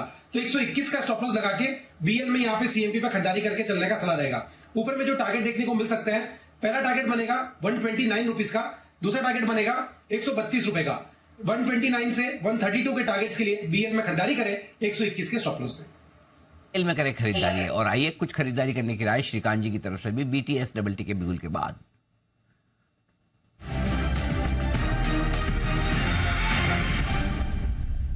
श्रीकांत जी बताएं सर। तो अनिल जी, सुमित जी ने ऑलरेडी स्टॉक को कवर कर लिया है, मुझे भी यही स्टॉक कवर करना था, भारत इलेक्ट्रॉनिक्स, और लगभग यही टारगेट से 132-135 के, स्टॉप लॉस 120 का था, और सुमित जी ने वापस एक बार अपने मिसाइल को पहले छोड़ दिया। क्या बात है, इतने विचार। SB Sumit Bagaria, Shrikant Chauhan SC, level same, stock same, खाली 1 लेटर का फर्क। हाँ, सरनेम में भी, वो भी सरनेम में जाके। हाँ सुमित बगड़िया, श्रीकांत। हाँ जी श्रीकांत जी। और मैंने बोला BBC के आगे है। हाँ ओके। अच्छा वो आपने ये क्लियर किया, सुमित जी तो पीछे समझ रहे थे। मुझे समझ रहे बी पहले आता है पीछे सी आता है। अनिल जी एनालिसिस में भी सुमित जी काफी बढ़िया है। अरे वाह, ये हमारे पैनल की खासियत है कि सब एक दूसरे का सम्मान, रेस्पेक्ट। तो बहुत बढ़िया श्रीकांत जी, धन्यवाद। BEL आपकी भी पसंद का शेयर, और धन्यवाद सुमित जी की तरफ से, भले ताजा ताजा अभी भी दिया हो तो क्या हो, धन्यवाद की प्रश्न तो सुमित जी देंगे ही देंगे। आइए इस बीच बढ़ते आगे, और एक और स्टॉक जो बड़ा एक्शन में फिर से आता हुआ दिख रहा है वो है जोमेटो। जोमेटो में क्या कुछ हो रहा है आइए बताने के लिए तैयार है अरमान हमारे साथ, सारी डिटेल्स लेकर। अरमान बताएं। जी सर, यहाँ पर अगर आप देखें विदेशी ब्रोकरेजेस, यहाँ पर इनको ये काफ़ी स्टॉक जो है काफ़ी पसंद आता हुआ जा रहा है। अगर आप पिछले 2 महीने से अगर आप देखें, जिसमें आप विदेशी ब्रोकरेज में HSBC मान लीजिए, देख लीजिए, मॉर्गन स्टैनली, CT, CLSA, सब ने यहाँ पर टारगेट बढ़ाते हुए दिखे हैं। आज HSBC की तो रिपोर्ट आई थी जहाँ पर उन्होंने टारगेट बढ़ाए थे, और HSBC में इंटरेस्टिंग ये भी है कि 13 दिसंबर 2021 के बाद जो है इन्होंने लेवल दिए हैं, ये उस इतने सालों के बाद जो है ये टारगेट वो देते हुए दिखे हैं। अब इन सब के अगर आप ब्रोकरेजेस के रिपोर्ट देखें तो मॉर्गन स्टैनली, जिन्होंने अभी अगर इन 2 महीनों की बात करें अप्रैल से 74 से बढ़ाकर 85 का टारगेट कर दिया है। CLSA की बात करें 70 से बढ़ाकर 80 कर दिया है। CT ने भी 76 से बढ़ाकर 84 कर दिया है, और HSBC की जिनकी रिपोर्ट आज आती हुई दिखी है उन्होंने 88 से बढ़ाकर 93 के आसपास का कर दिया है। अब अगर आप देखें जिनका औसतन जो इनका टारगेट है उससे मौजूदा भाव से ऑन एन एवरेज अभी भी 16% इन सब का टारगेट जो है आसपास जो है यहाँ पर बढ़ा हुआ आता है, जिसमें HSBC का टारगेट तो मौजूदा भाव से भी 26% ज्यादा है, मॉर्गन स्टैनली का 15%, CT का 14%, और बाकी भी अगर आप देखें CLSA का भी लगभग 8-10% के आसपास ज्यादा आता है। अब अगर कंपनी के फाइनेंशियल्स पे अगर आप देखें तो लगातार यहाँ पर फाइनेंशियल्स में आपको इंप्रूवमेंट देखने के लिए मिला है। Q2 FY23 की अगर मैं बात करूं तो वहां पर कंपनी ने फूड डिलीवरी सेगमेंट में एडजस्टेड EBITDA बेसिस पर वो ब्रेक इवन करते हुए दिखे थे। अगर आप Q4 FY23 की बात करें तो यहां पर वो x e commerce adjusted EBITDA basis पर यहां पर भी जो है वो ब्रेक इवन करते हुए दिखे थे, और इसीलिए अगर आप फूड डिलीवरी सेगमेंट की अगर आप सिर्फ EBITDA की बात करें तो वहां पे आपको एक टर्न अराउंड होते हुए दिखा है। जो Q2 FY20 में उनको -230 करोड़ का घाटा था, वो आप देखें Q2 FY23 में 2 करोड़ का मुनाफा आता हुआ दिखा, और अभी रिसेंट का क्वार्टर की अगर आप बात करें तो इनको लगभग 80 करोड़ के आसपास का मुनाफा आता हुआ दिखा। तो कंपनी के फाइनेंशियल्स जो है वो रेगुलरली इंप्रूव हो रहे हैं, और फिर जो फॉरेन ब्रोकरेजेस है वो भी अपने टारगेट जो है अच्छे खासे बढ़ाते हुए जा रहे हैं। तो ये है आपके लिए जोमेटो, जहां पर बड़े बड़े टारगेट्स और बड़े अपग्रेड्स आते हुए दिख रहे हैं अलग अलग ब्रोकरेजेस की तरफ से। एक बार जरा आशु जी ने भी रिकमेंड किया था ना जोमेटो, हाँ जोमेटो, हाँ आशु जी ने 2-3 दिन पहले मेरे ख्याल से आशु जी ने रिकमेंड किया था। जैन साहब आपके रडार पे आए कि अभी भी दूर है ये? दूर है अनिल जी, दूर है, ओके कोई बात नहीं, नजदीक आए तो बताना। वैसे तो देखिए अच्छा ही है स्टॉक को, देखिए अब क्या करें, अब मेरे अभी भी वो उसमें इन्वेस्टमेंट थीम में नहीं आता है, बट यस बाकी सारी चीजें बहुत बढ़िया है, करेक्टेड स्टॉक है, सारे पैरामीटर्स बढ़िया होते जा रहे हैं, बट स्टिल मुझे लगता है कि इतने सारी अपॉर्चुनिटीज और इतना सारा पैसा कम है, इतना कम पैसा है तो दूसरी जगह पैसा लगवाएंगे। ये तो बंसल जी की भी कोई विशिष्ट है, मंडे को 85 और 100 के टारगेट, 85 और 100 के। जी बंसल जी, देखिए अनिल जी, जैन साहब के रडार पे कभी भी जोमेटो और न्यूज वाले स्टॉक नहीं आएंगे। ये देखते हैं ROC, ROE, net profit, EBITDA margin. Anil ji वो ये जोमेटो अलग थीम का स्टॉक है, तो जैन साहब के क्राइटेरिया तो अनिल जी कभी फुलफिल नहीं होंगे। और एक चीज और है अनिल जी, अभी आपने बोला हम सब पैनलिस्ट एक दूसरे का ध्यान रखते हैं, तो अनिल जी आज ही मैंने ऑब्जर्व करा वो हिमांशु जी का बिल्कुल जो है उसमें जो हिमांशु जी की फोटो है, बिल्कुल सुमित जी जिस तरीके से सड़क के बीच में खड़े होकर फोटो खिंचवाते हैं उस स्टाइल में अनिल जी खींची गई है। तो क्या हिमांशु जी ने जो फोटो डरी हुई है उसकी परमिशन ली थी सुमित जी से? एक मिनट, हिमांशु जी का बिल्कुल भैया अभी देख लेते, चेक कर लेते ना। हिटमैन हिमांशु जी, अच्छा वो रोड के बीच, अच्छा ये वाला, हाँ अच्छा नहीं, एक मिनट हेलो, हाँ जरा लिया है। ऑब्जेक्शन ओवर रूल, ऑब्जेक्शन फालतू है, नहीं एक्सेप्ट हुआ। नहीं क्यों? हिमांशु जी क्या गलती है उसमें? हिमांशु जी ने तो खाली चेहरा भेजा था, पीछे से तो हमारी क्रिएटिव टीम ने बनाया है। बंसल जी हर बात पे ऑब्जेक्शन मत लिया करो। इसमें तो सुमित जी तो खुद जाके ऐसे कर खिंचवाते हैं, 2 आदमी थोड़ी होते जो हाथ कर। हाँ ये तो हिमांशु जी ने तो अपना चेहरा ही भेजा था, नीचे जो कैरिकेचर लगाया था वो तो हमारी टीम ने लगाया। हिमांशु जी डोंट बॉदर, इग्नोर, ठीक है? ओके जी कुणाल जी।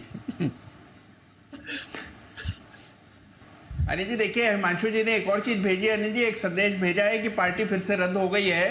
तो अनिल जी इसी वजह से अनिल जी कटघरे में खड़ा कर रहे हैं हिमांशु जी को बंसल जी। ओके, अच्छा ये पर्सनल मैटर है आपस में जो टीवी पे आ रहा है। ओके चलिए, सेंसेक्स और निफ्टी की वॉलेटिलिटी के साथ पार्टी की भी आयोजन की वॉलेटिलिटी काफी बढ़ती हुई नजर आ रही है। कुणाल जी और राकेश जी के लिए बिगुल पिक ऑफ द डे का कल की पिक आपके लिए आज ही।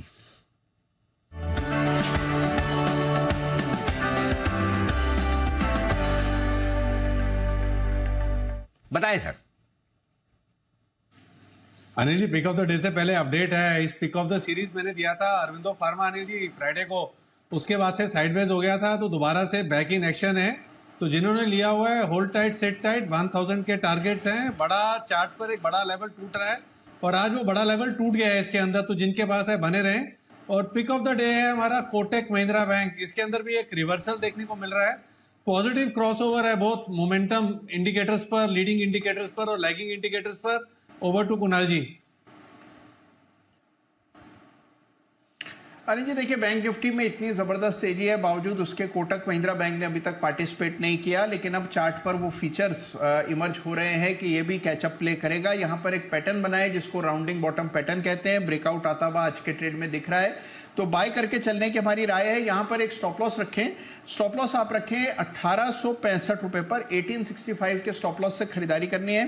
पहला टारगेट होगा 1915 रुपए का, 1915 का। इवेंचुअल टारगेट 1945 का, जिसके लिए कोटक महिंद्रा बैंक में खरीदारी कराएं। कोटक बैंक खरीदे, ये राय आपके लिए कुणाल जी और राकेश जी की तरफ से पिक ऑफ द डे। और पिक ऑफ द डे जब देते हैं 3 बजे के आसपास, तो समझ लीजिए हो सकता है शाम को अगर आयोजन हो गया पार्टी का, जो हिमांशु जी की तरफ से तथाकथित पार्टी होने जा रही है, तो फिर कल यही पिक ऑफ द डे से काम चलाना पड़ेगा। और नहीं हुआ तो भी कोई गारंटी नहीं कि पिक ऑफ द डे कल दी जाएगी। मूड खराब हो गया तो बंसल जी ना भी दे वैसा है। तो कोटक महिंद्रा बैंक इसलिए आज इस मानकर चल लें। अच्छा बाय द वे, आज सुबह जो हम बात कर रहे थे कि काफ़ी लोगों ने काफ़ी अच्छे स्टॉक्स खरीद के कुछ न कुछ ऐसे टारगेट के लिए खरीदते ना कि जैसा ये काम, इसकी कमाई से हम ये काम करेंगे, जो हम सुबह बात कर रहे थे। तो मैंने ट्वीट भी किया था, मैंने पूछा था दर्शकों को कि अगर आपने भी कोई स्टॉक खरीद कर अपना कोई ऑब्जेक्टिव पूरा किया हो, कोई लक्ष्य पूरा किया हो, कोई ऐसा काम पूरा किया हो, कुछ खरीदा हो, कुछ गिफ्ट किया हो, कुछ आपने कहीं न कहीं उसका पर्पस पूरा किया हो, तो बहुत सारे दीप गजब के ट्वीट आए। मतलब इतने ट्वीट, और कुछ बहुत ही इंटरेस्टिंग ट्वीट है जो मैं हमारे दर्शकों के आपके सामने रखता चाहता हूँ। अनिल, ये कोई मैं नहीं हूँ, कोई दूसरा अनिल है, मेरा नाम भी अनिल है। I lost my parents 4 year back. ओहो, मेरी सिस्टर का दिल था नया फ़ोन लेने का। अरे वाह, नया फ़ोन खरीदा है उन्होंने अपनी सिस्टर के लिए 35,000 रुपये। Lovely, so nice. और अनुजा तरदेसाई, ओके अनिल जी बहुत मोटा इन्वेस्टमेंट तो नहीं करती, लेकिन 195 वाला ITC 500 तक पहुँचे, इसके लिए बड़ी अच्छा है। और जम्मू कश्मीर बैंक अच्छा। अरे वाह, दो इन्वेस्टमेंट इन्होंने किए। और ज़रा लाइए, और कौन है हमारे महानुभाव इन्होंने ये तो हो गया, इसके बाद वाला बताइए अनुजा जी का। भूपेंद्र साहू साहब, मम्मी का मेदांता में सर्जरी हुई थी 7 साल पहले। ओहो, मैंने उस हॉस्पिटल में लिस्टिंग के टाइम शेयर लिया था। I have earn that much कि I have given in hospital. वाह, वेरी नाइस। चलो कम से कम ये एक अच्छी चीज़ हुई कि वो अपनी मदर का ट्रीटमेंट करवा पाए। Captain BN Singh retired Tata power Adani green से 2021-22 में काफ़ी पैसा कमाया। वाह, फ्लैट खरीदा है, वेरी नाइस, क्या बात है। और ये जी बिजनेस के एडवाइस के दम पर। वाह कैप्टन साहब, बहुत बहुत बधाई, बहुत बढ़िया, वेरी नाइस। और धवल पटेल साहब ने कहा है कि मैंने प्रॉफिट बुक शेयर बेच के प्रॉफिट बुक किया है और उसके बाद घर नया खरीदा है लाइफ हाई के आसपास। तो ये बहुत अच्छा इनका भी एक आता हुआ दिखा है। ओके, टाटा मोटर और DLF, I am going to Kedarnath temple with my watch. क्या बात है, बहुत बढ़िया धवेश साहब, क्या बात है। जो पैसा कमाया वो केदारनाथ के दर्शन के लिए जा रहे हैं। गुरमीत नारंग साहब पूनावाला फिनकोप से कमाया और उसकी कमाई से तवलीन फाउंडेशन के चेतना संस्थान में बच्चों को मुफ्त में जीवन की शिक्षा दे। वाह, वंडरफुल, वेरी नाइस, बहुत बढ़िया काम कर रहे हैं Gurmeet ji, nice. Kanu Patel, good returns, Tata communication में अच्छा पैसा कमाया, not just good return but still doing trading in this stock, buy on dip sell, very good, बहुत बढ़िया है कनू जी, बधाई आपको भी। मोहित सेल, हाँ वाओ, MBA की फीस भरी है इन्होंने 26 लाख रुपए कमाकर, क्या बात है।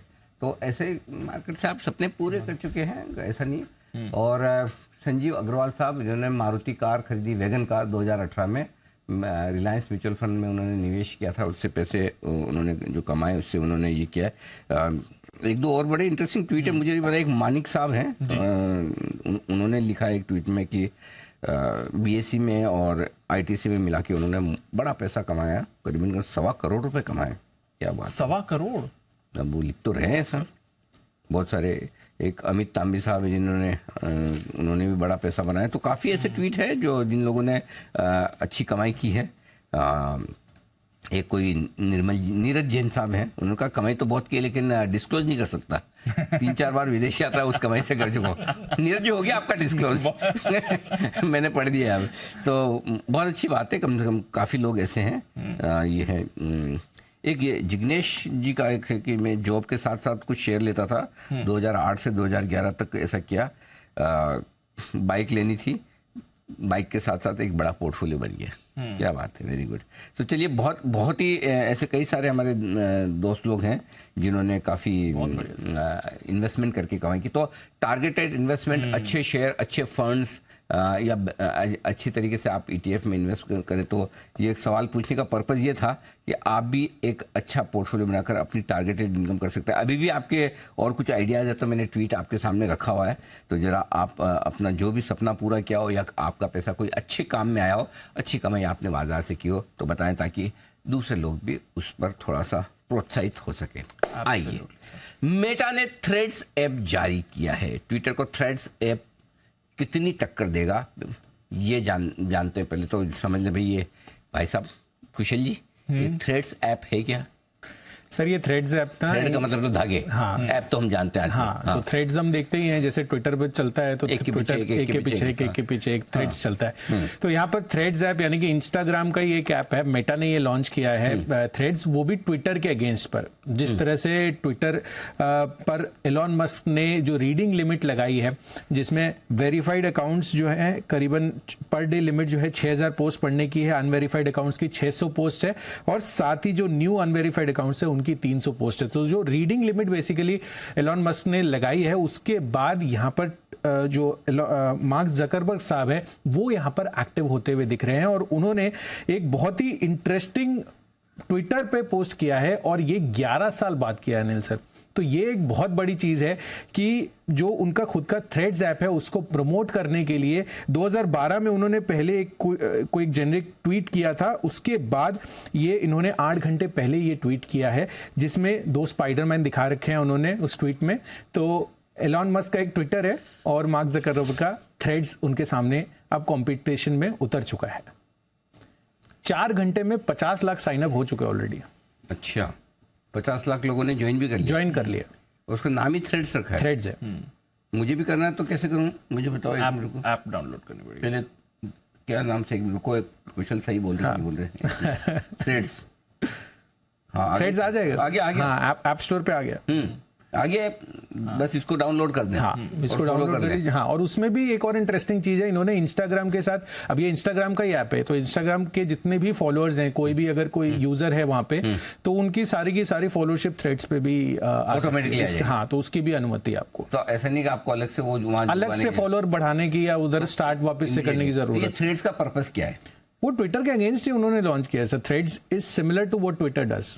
अच्छा, तो ज्यादा कोई डिफरेंस नहीं है, बट इसमें एक सबसे बड़ी चीज ये क्या है, मैं ये समझूं कि ये जकरबर्ग साहब को ये जो $8 महीने के मांग रहे हैं, और फिर ऊपर बोलेगा 1000 से ज्यादा नहीं पढ़ने दूंगा, नीला लोगे तो 10,000 से ज्यादा नहीं पढ़, ये उनको चुभ गया बहुत। अलग तो यही रहे सर। मुझसे इतना खर्चा करवाओगे और तो क्या हो सकता है? यही थॉट है सर। और उसमें भी वर्ड लिमिट का भी है, मतलब 500 वर्ड लिमिट उन्होंने थ्रेड्स पर पोस्ट करने वाली डाली हुई है। ट्विटर पे अभी भी 200 कर दिया ना स्टॉक उन्होंने। हाँ, बढ़िया, नहीं तो आज तो बैंड बजा।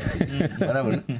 कुणाल जी, विशेष टिप्पणी जरा। जकरबर्ग साहब को बहुत बुरा लग गया चीज जो कि मेरे ख्याल से एलन मस्क साहब $8 महीने के मांग रहे हैं, लिमिट लगा रहे हैं। अनिल जी, मुझे भी अनिल जी बहुत बुरा लगा इस बात का। अनिल जी, वो तो मैं अनिल जी शुरू नहीं कर पाया थ्रेड, लेकिन एक थ्रेड जरूर मैं इस पर लिखूंगा ट्विटर पर अनिल जी। लेकिन बुरा मुझे भी लगा अनिल जी। देखिए, जो चीज़ फ्री में लोगों को कंज्यूम करने की आदत हो गई, उस पर अगर अनिल जी कोई शुल्क लगा दिया जाए तो बहुत चुभता है अनिल जी। जो चीज़ फ्री हो जाए उसके बाद उसके लिए पैसे देने पड़े तो बड़ा चुभता है। और इसके अलावा अनिल जी देखिए शेयर का भाव भी देखिए, अब ट्विटर तो डिलिस्ट हो गया है, मेटा का शेयर आप देखिए अनिल जी 3 गुना हो गया इस साल, तो $100 से बढ़कर $300 हो गया अनिल जी। तो लगातार तेजी वहां पर भी देखने को मिल रही है। क्या बात है, वाह, ये बात तो सही कही। या तो पहले पैसे ले लो, पैसे लेके कम कर लो, नहीं लेके लोगे तो फिर ये एग्जैक्टली हाँ, ये तो जमता नहीं है, मजा नहीं है। पूछ लेते हैं वाकई में सब कुणाल जी सोच रहे वैसे ही सोचते हैं या लोग देने को तैयार है? क्या आप कुणाल जी की बात से कौन कौन सहमत है? हाथ खड़ा करें कि पहले फ्री में देके फिर पैसे मांगो तो हमसे नहीं दिया जाएगा। कौन कौन सहमत है? सुमित जी सहमत है, जैन साहब सहमत है, हिमांशु जी, मेहुल जी, कौन कौन सहमत नहीं है? बंसल जी तो खैर सहमत होते ही नहीं कुणाल जी से, वो तो ठीक बात है। अच्छा, और वागले साहब भी नहीं है और श्रीकांत जी भी नहीं है। तो मेरा भी अभी तक मेरा और दीपांशु का ब्लू टिक लेना बाकी है $8। तो एक का स्पॉन्सर करेंगे वागले साहब, बिल्कुल, एक का करेंगे श्रीकांत जी। एब्सोल्युटली क्योंकि ये दोनों सहमत नहीं है, करना पड़ेगा। ठीक है, तो हम दोनों का एक बाकी सब लोग सहमत है कुणाल जी से, तो कोई दिक्कत नहीं है। तो वैसे भी मैं श्रीकांत जी से करवा लूंगा। और आजकल आप वागले साहब को कुछ ज्यादा ही पसंद आ रहे हैं, तो वागले साहब प्लीज डू द ऑनर्स। दीप का ब्लू टिक आपको स्पॉन्सर करना है, उनके लिए स्टॉक आइडेंटिफाई करने के लिए ना। बात ये नहीं कि आप वागले साहब आपका $8 का ब्लू टिक स्पॉन्सर करेंगे। कई बार होता है ना कि मतलब कोई लोकल वो पॉलिटिशियन या क्या बोलना चाहिए, वो वार्ड मेंबर टाइप का आदमी जो होता है ना, जो लोकल छोटा पॉलिटिशियन काइंड, हाँ, कॉर्पोरेट टाइप, छोटा बड़ा नहीं, छोटा सा ऐसा, लेकिन वो अपने आप को बहुत तोप समझता है। और जब वो वहां से निकलता है टोल नाके से और उसको टोल नहीं देना पड़ता, बचाता $35, लेकिन मतलब उसका वो ऐसे चौड़े होकर निकल जाता है, 3.5 लाख बचाए है ना। सो यही फीलिंग दीप में आएगी अगर वागले साहब $8 दीप के ट्विटर का देंगे। तो देखिए ऐसा नहीं दीप अफोर्ड नहीं कर सकते, वागले साहब से लेने का मजा ही आएगा जी। देखिए फाइनली इतना बोलने के बाद वागले साहब ने सहमति के लिए हाथ खड़ा कर दिया जी। वागले साहब अनिल जी मेरे पास एक BTST है, इसके पहले हाँ बोलो वागले साहब, पहले हाँ बोलो, नहीं तो दोनों एंकर हड़ताल पे आइए वागले साहब के लिए बिल्कुल वागले का वंडर।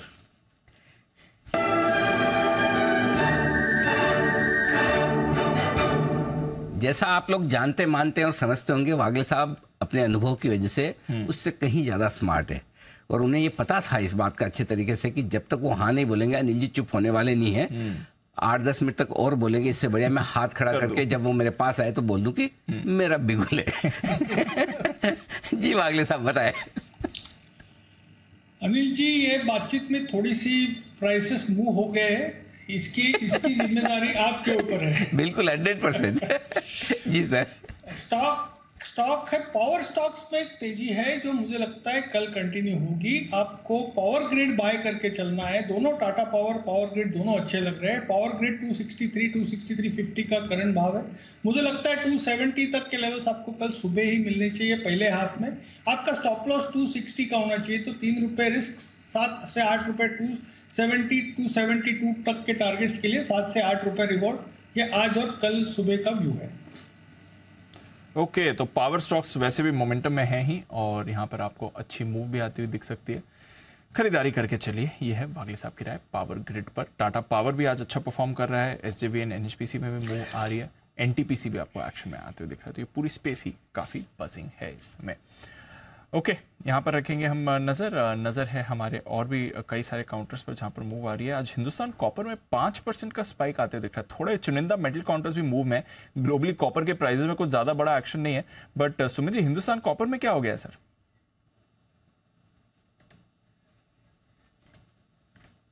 हिंदुस्तान कॉपर में पिछले 2-3 दिनों से एक मोमेंटम डल था और एक सडन मूव इसके अंदर आज देखने को मिला है। ब्रेकआउट है, रिसेंट के हाई ब्रेक हुए हैं। हिंदुस्तान कॉपर में मेरे को ऐसा लग रहा है कि जिस तरह का स्ट्रक्चर बना है, स्टॉक यहां से ऊपर में 125 से लेके 130 रुपए तक का मूव ऊपर में दिखा सकता है। तो मेटल सेक्टर के एक स्टॉक्स के अंदर धीरे धीरे करके तेजी देखने को मिल रहा है। हिंदुस्तान कॉपर भी ऐसे ही तेजी दिखाएगा। 125 से लेके 130 तक के लेवल जल्दी आने वाले दिनों में ऊपर में देखने को मिल सकते हैं। जिन्होंने भी पोजीशंस बनाई है होल्ड करके चले, कोई भी डिप आता है तो खरीदारी करें। और दीपांशु यहाँ पर एक बिगुल सुमित का सुपर हिट।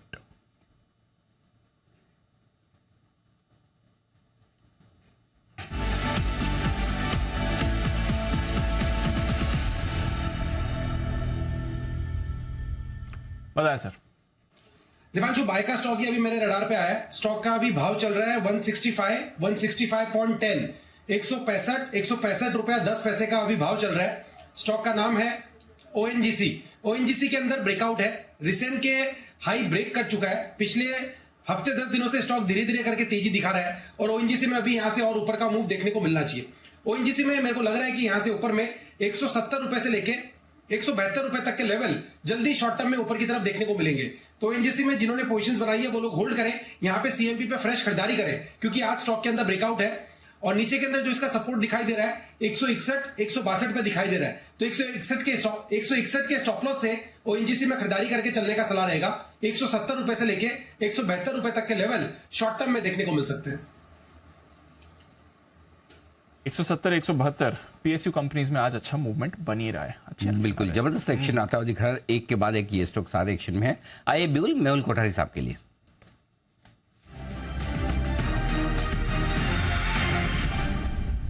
मेहुल जी बताएं सर। अनिल जी, एक ऑप्शन का ट्रेड है, वो है टाटा पावर में। टाटा पावर देखिए एक काफी समय से बहुत अंडर परफॉर्म किया है।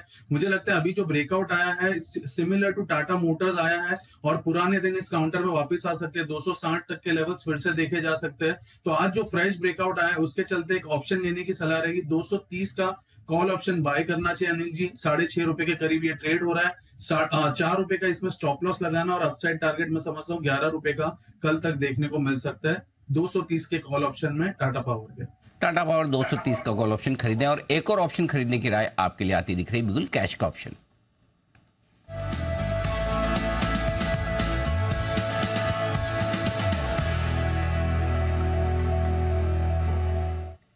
जय है तैयार कैश का ऑप्शन देने के लिए। जय, स्वागत है आपका। बताएं कौन सा ऑप्शन ट्रेड करना चाहेंगे। Very good afternoon to you Anil ji and good afternoon to Deep. Anil ji, खरीदूंगा 19,450 के स्ट्राइक का ऑप्शन 30 जुलाई की एक्सपायरी का। 122 रुपए ट्रेड कर रहा है अभी ये, तो 122 पर खरीदे निफ्टी का ये कॉल ऑप्शन 19,450 के स्ट्राइक का Indian option with stop loss of 77 का स्टॉप लॉस लगाइए। टारगेट ऊपर में अनिल जी है इसका 173 पहला टारगेट होगा। सेकंड टारगेट इज 209 का दूसरा टारगेट होगा। अनिल जी, बैंक निफ्टी का तो ऑलरेडी मेरा ऑप्शन ओपन ही है।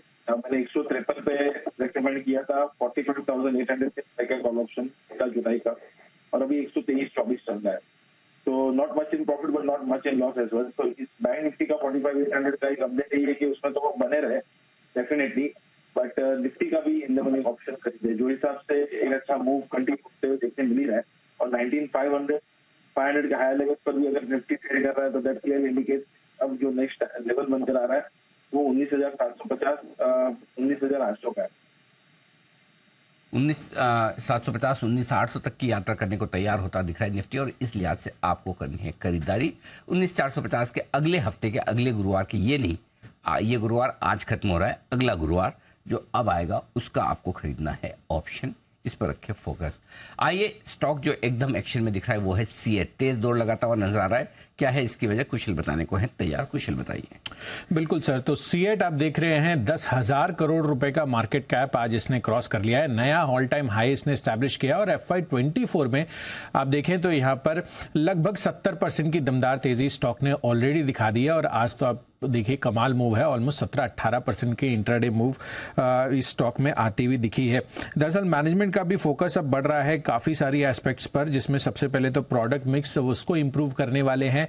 साथ ही कंपनी जो पैसेंजर व्हीकल सेगमेंट है उसमें मार्केट शेयर बढ़ाने पर भी इनका बड़ा फोकस है और कैपेक्स को जितना इन्होंने कैपेक्स पिछले कई सालों में कर लिया है उसको भी ये एक स्टेबिलिटी की तरफ अब आगे बढ़ते हुए नजर आ रहे हैं। उस पर बहुत बड़ा कैपेक्स आगे ये नहीं प्लान कर रहे हैं अब तक तो, बट FY24 के अंत तक यहाँ पर इनका जो इंटरनेशनल एक्सपेंशन है उस पर फोकस है। अमेरिका में जो ये दूसरी ब्रांड्स के अंतर्गत अपना माल बेचते थे, अब वो सीएट ब्रांड्स के अंदर ही बिक्री ये शुरू करने वाले हैं, तो इससे एक्सपोर्ट्स की जो आय है वो बढ़ सकती है और मीडियम टर्म में एक्सपेक्टेड ये है कि जो एक्सपोर्ट्स आय अभी मौजूदा 2,000 करोड़ रुपए की करीबन है उसको 2 गुना बढ़ाकर यानी कि 4,000 करोड़ रुपए करने का ये टारगेट बना रहे हैं। मार्केट शेयर की जैसे मैं बता रहा था तो टू व्हीलर स्पेस में इनका मौजूदा करीबन 28% का मार्केट शेयर है, वो करीबन 37 से 40% आगे इनका टारगेट ये करने का मार्केट शेयर अचीव करने का टारगेट है, और 15% तो पैसेंजर व्हीकल्स का है, तो उसको भी बढ़ाकर 18% पर फोकस कर रहे हैं। तो दोनों ही सेगमेंट्स में जहां पर इनके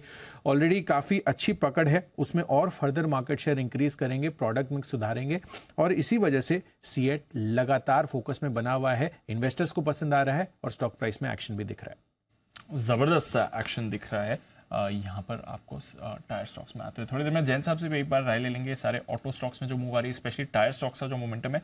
बट आइए उससे पहले 3:20 बज चुके हैं, तो एक बार अनिल जी की मार्केट स्ट्रैटेजी ले ली जाए।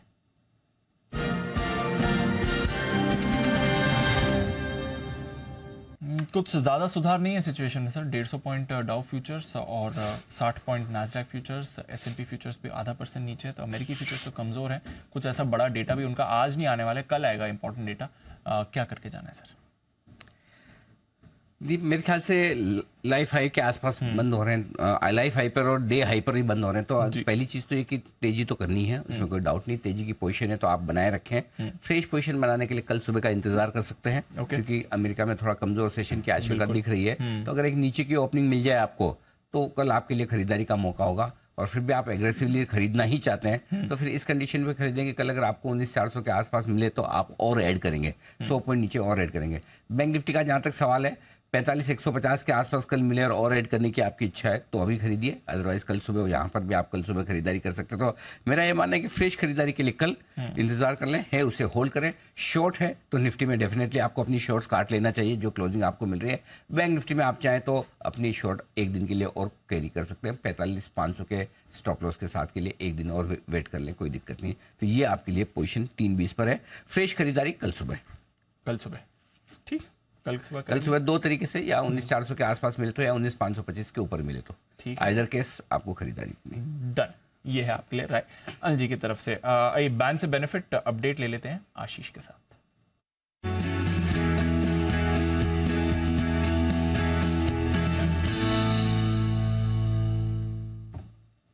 इंडिया बुल्स, आशीष इसे कोई कंपनी देगा? दीपांशु पैनलिस्ट तो हमारी खाली है। इंडिया बुल्स, हाँ इंडिया बुल्स तो निकल गया था बैन से। तो आज जो हमारे पास 2 एंट्री करने के लिए जो स्टॉक्स आ रहे हैं वो है डेल्टा कॉप है, 116% है, 116.4%। तो समझ लीजिए कि 95% के काफ़ी ऊपर है। और इस स्टॉक का ट्रेंड ही रहा है कि जिस दिन चलेगा बैन में आना निश्चित ही हो जाता है। और दूसरा नाम है BHEL। यहाँ पर भी अगर आप देखें तो पोजीशंस काफ़ी ज़्यादा देखने को मिली है, 102% है मार्केट वाइड पोजीशन लिमिट। तो BHEL और डेल्टा कॉप ये 2 स्टॉक ऐसे हैं जो कल आपको बैन में नजर आएंगे। ठीक है, चलिए तो ये है आपके लिए। डेल्टा कॉप और BHEL दोनों पर रखनी है नजर, बैन में आ सकते हैं। डेल्टा कॉप पर अभी हम वही बात कर रहे थे जब चार्ट कॉर्नर पिक भी आया था कि ध्यान रखिएगा बैन में आ सकता है। क्या करें कुणाल जी, डेल्टा कॉप बैन में आने की तैयारी में सर? देखिए बैन में आएगा दीपांशु, लेकिन उसके बावजूद भी ओवरऑल स्ट्रक्चर में कोई तब्दीली नहीं है। तो हमारी राय में अगर स्टॉक अगर आपने फ्यूचर ऑप्शंस में खरीदा है तो बिल्कुल आप इसको होल्ड करके चलें और ऊपर के स्तर इसमें देखने को मिलेंगे। तो स्ट्रक्चर में कोई तब्दीली नहीं, होल्ड करने के लिए होल्ड करने की राय है। ये है आपके लिए डेल्टा कॉप पर राय। आइए एक बिगुल श्रीकांत जी के लिए BTSWT का।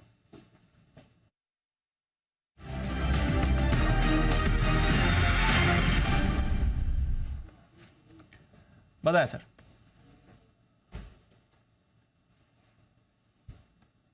ब्लूटिक्स अगर मुझे स्पॉन्सर करनी है तो इससे बड़ा खुशनसीब और कौन होगा। तो आई एम ऑलवेज रेडी। आपके डिटेल्स मैं आपके कोऑर्डिनेटर के पास से ले लूंगा। और नहीं पहले आप पिक बता दो, उसके बाद में बोलो। हाँ पहले आप पिक बोलो पहले। हाँ पिक के लिए बहुत सिंपल सी बात है। मुझे लगता है कि एक्सिस बैंक ये जो स्टॉक था जिसने पार्टिसिपेट नहीं किया था पिछले 4 या 5 दिनों में, एक साइडवेज पैटर्न में था, अभी जाके उसमें एक ब्रेकआउट बन रहा है। और अगर यहाँ से अगर इसमें ब्रेकआउट बनता है तो स्टॉक कम से कम 1010 के लेवल्स दिखा सकता है। तो करंट लेवल से BTST के बेसिस पे इसे लॉन्ग करके चले। स्टॉप लॉस रखे 970 रुपए का, टारगेट्स रखे 1010 के। 970 का स्टॉप लॉस, 1010 के टारगेट। वो सर आपका ऑडियो थोड़ा सा कट गया था, आप कुछ स्पॉन्सरशिप की बात करते हैं, बताएं सर। नहीं तो मैंने ये बताया था, ये मैं बता रहा था कि अगर अनिल जी के लिए अगर ब्लूटिक स्पॉन्सर करने के लिए अगर मुझे मौका मिलता है तो ये मेरे लिए काफी बड़ा इवेंट होगा। इसमें खुश नसीब समझू का। अरे और साथ ही साथ मैं ये बोलूंगा अनिल जी कि अगर ट्विटर अगर देखें ना तो काफी आगे चल चुका है, यानी कि मैं कहूंगा कि इस रेस में वो इतना आगे चला गया है कि अगर वो कुछ अगर चार्ज करता है तो I am very much sure कि काफी सारे लोग उसको पिक करेंगे और वो कंपनी फाइनली उससे पैसा भी बनाएगी। फाइनली जितने भी स्टार्टअप्स होते हैं या जितने भी प्लेटफॉर्म कंपनीज होती है उनका लॉजिक यही होता है कि काफी सारे लोगों को लाए और फिर उसके बाद उसको कुछ चार्ज करने की वो शुरुआत करे। आई थिंक वो राइट पाथ पे, और मुझे लगता है कि इवेंचुअली लॉन्ग लास्टिंग में यही कंपनी परफॉर्म करते हुए नजर आएगी। अरे वाह, पहले तो धन्यवाद श्रीकांत जी, आपका दिल इतना बड़ा मुझे पता नहीं था आप स्पॉन्सर करने को तैयार है। और मैं भी गलती में माफी चाहता हूँ आपसे, मैं गलती में छोटी बात बोल गया कि खाली $8 का ब्लू टिक। भाइयों बहनों, श्रीकांत जी अगर इतना कुछ करना ही चाहते तो मुझे बताइए, मुझे श्रीकांत जी से अपने लिए क्या और कुछ बड़ा अच्छा से सोच के बताइए जो स्पॉन्सर करवाना चाहिए, जैसे कि सिद्धार्थ जी की तरफ से नहीं होने वाली जर्मनी की ट्रिप, ऐसा कुछ। जी कुणाल जी। अनिल जी, अपने और अपनों के लिए अनिल जी, तो मेरे साथ अपने ही है जी। आप तो मेरे साथ राइट लेफ्ट हैं ही सर, बिल्कुल। आप बोलो क्या चाहते हो।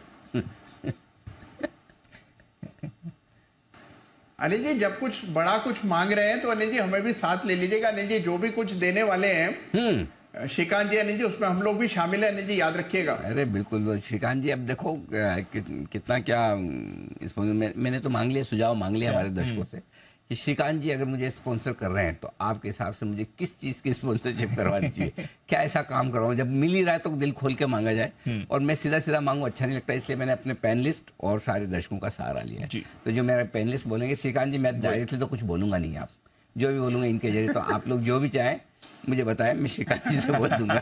ठीक है। और हमारे दर्शक जो भी चाहे कि हमें श्रीकांत जी से क्या लेना चाहिए जो स्पॉन्सर करा रहे हैं। For example world cup India Pakistan match के दिन एक अहमदाबाद में होटल का कमरा टाइप्स है ना, जब करवा रहे था वो तो अब नहीं कर पाएंगे, वैसा कुछ इम्पॉसिबल हो गया। चलिए जब तक आप अपने दिमाग के घोड़े दौड़ाए, हम मार्केट को क्लोजिंग की तरफ ले चलते हैं। आई थिंक एक क्विक कॉल में हिमांशु जी से ले लेता हूं। हिमांशु जी, बिगुल का टाइम नहीं है, एक बार जरा अपनी कॉल बता दें सर। जी बिल्कुल। टायर स्टॉक्स में जबरदस्त तेजी है और मुझे लगता है अपोलो टायर जो इस स्पेस में काफी अच्छा आउट परफॉर्मर रहा है वो अपनी करेक्शन पूरी करता हुआ नजर आ रहा है। मेरा मानना है कि ये स्टॉक 1 से 2 दिनों में 418 420 पहला पड़ाव और एक बार उसके ऊपर बंद होता है तो फिर नए हाइज की तरफ चलता हुआ नजर आएगा। तो 410 के स्ट्राइक का कॉल ऑप्शन अपोलो टायर्स में खरीदेंगे, 12 रुपए के आसपास ये ट्रेड करता है। यहाँ पर स्टॉप लॉस मेंटेन करेंगे 8 रुपए 90 पैसे का और टारगेट 18 और 22 रुपए तक के यहाँ पर आते हुए नजर आ सकते हैं। अपोलो टायर्स की 410 के स्ट्राइक की कॉल ऑप्शन में खरीदारी करके चलने की सलाह है। के लिए भी एक ऑप्शन की स्ट्रेटजी उनकी तरफ से। जय विदाउट बिगुल, बताएं आपकी स्ट्रेटजी। बिल्कुल अनिल जी, एयू बैंक का 800 के स्ट्राइक का कॉल ऑप्शन खरीदे, 19 रुपए 15 पैसे, 19 रुपए 35 पैसे ये ट्रेड कर रहा है अभी, इसको अभी खरीद सकते हैं अनिल जी। टारगेट ऊपर में अनिल जी बनाएंगे 27 रुपए 40 पैसे का फर्स्ट टारगेट है, सेकंड टारगेट इज 34। सो ये 2 टारगेट्स के लिए खरीदे। और स्टॉप लॉस अनिल जी बिल्कुल नीचे लगाना होगा 14 रुपीज 30 पैसे, 14 रुपए 30 पैसे का स्टॉप लॉस लगाइए। 14 रुपए 30 पैसे का स्टॉप लॉस लगाइए, खरीदारी करें। स्मॉल फाइनेंस बैंक की 800 रुपए की कॉल का ये है जय ठक्कर की तरफ से राय आपके लिए। आइए फिर क्लोजिंग की तरफ बढ़ते हैं। रिकॉर्ड मूव वापस आ चुकी है निफ्टी में, तो खैर कल भी आपने देखा था लगातार 5वें दिन रिकॉर्ड बना था। आज 6ठे दिन रिकॉर्ड क्लोजिंग बाजार दे गए और रिकॉर्ड हाई भी आपको इंट्राडे में बनते हुए दिखा है निफ्टी सेंसेक्स दोनों पर। बैंक निफ्टी थोड़ा रिकॉर्ड हाई से दूर है बट नॉनदलेस एक अच्छी मूव बैंक निफ्टी में भी आज आई है। 100 पॉइंट ऊपर निफ्टी, 250 पॉइंट ऊपर बैंक निफ्टी, 325 पॉइंट ऊपर सेंसेक्स की मूव आपको आती हुई दिख रही है। M&M आज का स्टार गेनर था 5% की रैली लगाते हुए। टाटा मोटर्स यहां पर हम देख रहे हैं 2015 के बाद के लेवल्स के करीब आते हुए दिख रहा है, 600 के ऊपर क्लोजिंग के लिए तैयार हो रहा है। रिलायंस इंडस्ट्रीज सुबह से ही बाजार को सहारा दे रहा है, 2% ऊपर। ONGC भी उसमें आ गया। कोल इंडिया में भी आपने खरीदारी देखी है, हिंडाल्को भी एक्टिव हो रहा था। FMCG सुबह से एक्टिव है जिसमें ब्रिटानिया में अच्छी खरीदारी आ रही है। एशियन पेंट्स भी आपको पॉजिटिव होते हुए दिखा है। L&T, JSW steel, Bajaj auto, Bharti Airtel और कोटक बैंक यहां पर भी पॉजिटिविटी देखी है। आयशर मोटर्स लगातार तीसरे दिन नीचे, आज 2.5% का कट रहा है इस पर। मारुति सुजुकी कल की तेजी के बाद आज 1.5% फिसला है। Bajaj finance, IndusInd bank, Grasim, Divi's, Infosys, Tata steel, HUL और ITC यहां पर भी आपने वीकनेस देखी है। वायदा कारोबार में MCX आज का स्टार था, 7.5% का उछाल। हिंदुस्तान कॉपर में बड़ी तेजी आई है, 5% का उछाल। और वो फार्मा अच्छा मूव दिखा रहा था, सन टीवी और फिर तीनों ऑयल मार्केटिंग कंपनीज। एचपीसीएल में तो आपने मूव भी बढ़िया आते देखिए, टारगेट भी हिट हुए, साथ ही बीपीसीएल आईओसी भी एक्शन में थे। टाटा पावर नया ऑर्डर इन्हें मिला है। लॉरस लैब्स यहाँ पर अच्छा एक्शन था। गेल और साथ ही ओबरॉय रियल्टी, गोदरेज प्रॉपर्टीज और डीएलएफ यहाँ पर भी जबरदस्त तेजी आई है। तो अनिल जी बधाई सर। 19,500 इंटरडे में आपको दिख गया, 19,500 से थोड़ा नीचे आपको क्लोजिंग भी आती हुई दिख रही है और 45,300 बैंक निफ्टी में भी अच्छी रिकवरी, 150 पॉइंट ऊपर बंद हो रहा है। ट्रिपल सेंचुरी सेंसेक्स ने लगाई है नए रिकॉर्ड की तरफ। शानदार दिन भारतीय बाजारों के एक बार फिर से आज इतिहास बनाने का दिन, जहां निफ्टी और सेंसेक्स ने बनाया नया रिकॉर्ड 19,512 नया इतिहास, 65,832 नया इतिहास। ये है आपके लिए एक्शन वाला।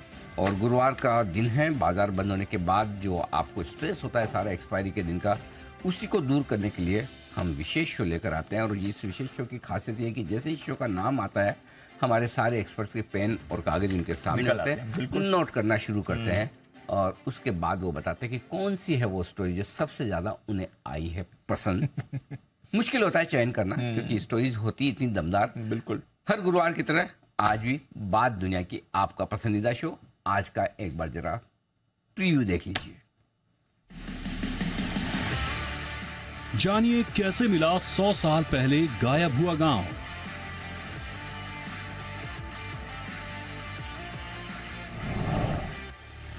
बताएंगे एक ऐसी कंपनी के बारे में जहां टारगेट पूरा नहीं करने पर कर्मचारियों को खाने पड़ते हैं करेले।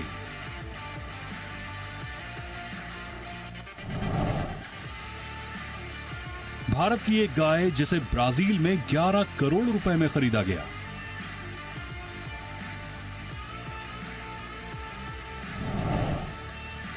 ये कैसा प्यार, मैक्सिको में एक शख्स ने मगरमच्छ के साथ रचाई शादी।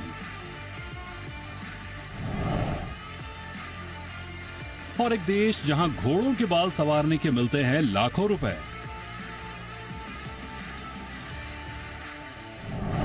देखिए बात दुनिया की गुरुवार शाम 4:26 पर सिर्फ जी बिजनेस पर। इंटरेस्टिंग। आप सब लोगों ने ध्यान से देखे, जरूरत हो तो एक बार फिर से चलाऊं। देखे ना सबने। इससे पहले कि आप अपनी अपनी पसंद की स्टोरी बताएं, छोड़ दीजिए मुझे मालूम है कौन से पसंद की, सिर्फ मैं आपसे पहले एक सवाल पूछता हूं।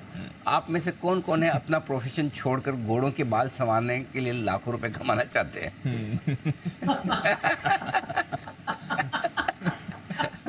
यहाँ पर मार्केट में घोड़ों और गधों से डील करते करते अगर आपको लगता है कि घोड़ों के बाल बनाने से ही लाखों रुपए कमाए जा सकते हैं तो क्या बुरा है? क्या बुरा है? ये देखो, हाँ, प्रोसेस भी बताई जा रही है कि किस तरह से बनाया जाता है।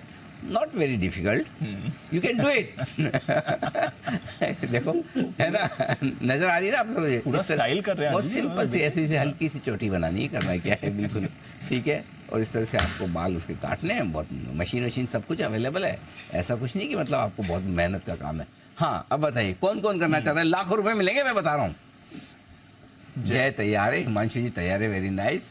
मेहुल जी तैयार है, श्रीकांत जी तैयार है और उनको देखते जैन साहब भी तैयार है, वेरी गुड, बहुत बढ़िया। जैन साहब नहीं, हाँ ओके, तो चलिए बहुत बढ़िया।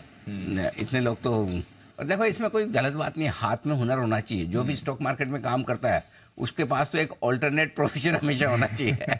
ये तो लाइफ टाइम हाई वाला मार्केट, इसलिए पता नहीं चलता है। जब है ना मार्च 2020 और फरवरी 2008 जैसी मंदी आती है, हाँ, तब पता चलता है कि एक आध और कोई काम आता होता तो बढ़िया रहता था, है ना। ऐसे जैन साहब ये काम नहीं करवाएंगे तो वो तो अपने एम्प्लॉय से काम कराते हैं। एम्प्लॉय काम नहीं करेगा तो करेला। बिल्कुल करेला। तो अच्छा बताइए, आपको कौन सी स्टोरी पसंद आई है? किस किस को कौन सी स्टोरी पसंद है, जरा मुझे बताइए। जी जैन साहब बताइए। मुझे 11 करोड़ की गाय वाली स्टोरी का इंटरेस्ट है, क्योंकि भारत की गाय, हाँ। बिल्कुल 11 करोड़ की गाय वाली स्टोरी पसंद आई, और वो भी भारत की गाय ब्राजील में जाके बिकी है 11 करोड़ में। ये बड़ी इंटरेस्टिंग स्टोरी है बहुत, लेकिन मुझे करेले वाली बड़ी पसंद आई। करेले वाली बेस्ट है। अरे मुझे तो पसंद है, बस खाली इसमें इश्यू एक ही था, जो मैं फोटो देख रहा था करेले वाली में। मैं तो करेले पसंद करता हूँ खाना, लेकिन वो एक कच्चे खिला रहे थे।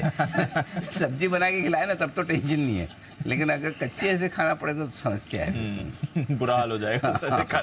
देखो बेचारे, इन्होंने टारगेट पूरे नहीं किए। ये जापानीज लग रहे हैं मुझे, ऐसा लग रहा है ना, जापान टाइप के। जापान लग रहा है, करेक्ट, जापान टाइप के लग रहे हैं। और तभी जापान वाले होंगे पक्का, जितने चुपचाप खा भी रहे हैं, ऐसे सीधे लोग वही मिलते हैं। जी जी अनिल जी उबले हुए लग रहे हैं। उबले हुए लग रहे हैं और भी खराब। अनिल जी जी कुणाल जी। अनिल जी देखिए, आप तो ये वीडियो अनिल जी देखिए मत, इससे अगर अनिल जी आपको आइडिया आ गया कि जिस एनालिस्ट का टारगेट हिट नहीं होगा उसको करेले खिलाए जाएंगे तो अनिल जी भारी समस्या हम सबके लिए पैदा हो जाएगी। तो अनिल जी ना देखें आप ये बात तो सही है, ये आइडिया अच्छा दे दिया। ठीक है, हम कॉपी नहीं करते किसी चीज़ को, हम हमेशा इनोवेटिव कुछ नया प्रोडक्ट ढूंढ के लाते हैं आपको खिलाने के लिए, टारगेट हिट नहीं होने पर। लेकिन चलिए, ये इंटरेस्टिंग स्टोरी है, जरूर देखिएगा। बात दुनिया की 4:30 बजे आज हमारा विशेष शो। और एक बड़ा फेमस वो जुमला है बातचीत में हम जिसका इस्तेमाल कर रहे हैं, सिरदर्द ना बनो। लेकिन अब ये सिरदर्द हर घर की समस्या बन चुकी है। और सिरदर्द की दवा बनाने वाली कंपनी सेरिडोन की एक रिपोर्ट की माने तो मुंबई देश का हेडेक कैपिटल बन चुका है। सबसे ज्यादा सरदर्द मुंबई में होता है लोगों को। चेन्नई और दिल्ली जैसे दूसरे शहरों में भी सरदर्द के मामले बड़े तेजी से बढ़ रहे हैं। आज शाम 6 बजे हम एक्सपर्ट पर इसी पर करेंगे चर्चा कि सरदर्द के पीछे क्या है वजह, क्यों ये मामले बढ़ रहे हैं, इनसे कैसे बचें और इसका परमानेंट इलाज कोई है कि नहीं। घर घर सिर दर्द, ये है हमारी खास पेशकश। डॉक्टर गौतम बंसाली साहब होंगे सीनियर फिजिशियन बॉम्बे हॉस्पिटल से, सुनील शाह साहब होंगे सीनियर न्यूरोलॉजिस्ट, और सुदर्शन सावत साहब होंगे जो माइंड ट्रेनर हैं। इन तीनों से करेंगे हम बातचीत, विशेष शो घर घर सिर दर्द। बंसल जी कैसा लगा शो? बहुत अनिल जी बढ़िया लगा मुझे। सबसे अच्छा अनिल जी वो करेले वाला लगा। अनिल जी एक तो क्या है ना कि सेकंड प्रोफेशन की आप बात कर रहे हैं, तो उस कंट्री में अनिल जी, उस कंपनी में अनिल जी वो करेले अनिल जी भेज देंगे। घोड़ों से तो अनिल जी डर वाला मामला है। हाँ। ट्रिमर यूज हो रहा है, कहीं घोड़े को अनिल जी लगभग क्या तो लात मार देगा अनिल जी। जो लोग सेकंड प्रोफेशन चूज करने की सोच रहे हैं, रिस्क फैक्टर देख ले अनिल जी। जैसे हमारा इन्वेस्टमेंट इन सिक्योरिटीज मार्केट होता है ना अनिल जी, घोड़े की लात लगी ना तो 7 बार उठेगा नहीं आदमी।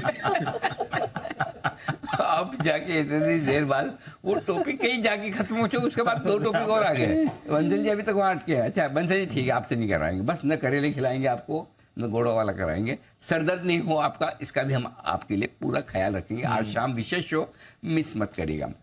अब आइए मनी ग्रूम। फंड में एंट्री का समय जितना जरूरी है उतना ही जरूरी है फंड से समय से बाहर निकलना भी। आज जानेंगे कि निकलने का क्या हो एग्जिट प्लान। खराब फंड में फंस गए तो क्या करें, इसी पर करेंगे चर्चा मनी गुरु में। एंट्री से एग्जिट क्या हो प्लान, हमारा साथ देंगे प्रवीण बाजपेयी और साथ ही विश्वजीत पाराशर साहब। इन दोनों से करेंगे हम मुलाकात आज के सेशन में। एंट्री से एग्जिट क्या हो प्लान। आरबीआई यानी कि रिजर्व बैंक ऑफ इंडिया ने डेबिट, क्रेडिट और प्रीपेड कार्ड इशू करने पर एक ड्राफ्ट सर्कुलर किया है जारी। इस ड्राफ्ट सर्कुलर के मुताबिक बैंक से कार्ड लेते समय ग्राहक अपनी मन मर्जी से कार्ड का नेटवर्क यानी मास्टर, वीजा या फिर रुपए, तीनों में से जो वो चाहे चुन सकेंगे।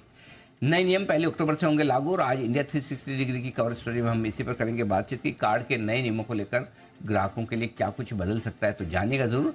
माई कार्ड माई चॉइस, मेरी पसंद का कार्ड मुझे मिले, ये हमारी कवर स्टोरी जो आप किसी भी जनरल न्यूज चैनल पर नहीं देखेंगे। हर एक दर्शक के पास क्रेडिट कार्ड होगा और हर एक को ये जानना जरूरी है। तो बजाय आलतू फालतू की ये पॉलिटिकल डिबेट और इधर उधर की खबरें सुनने पड़ने के बजाय काम की खबरें जो आपकी पॉकेट पर, आपके इन्वेस्टमेंट पर, आपके बैंक अकाउंट पर असर डालती है और आपके लिए काम की है, वो इंडिया 360 डिग्री की हमारी कवर स्टोरी होती है।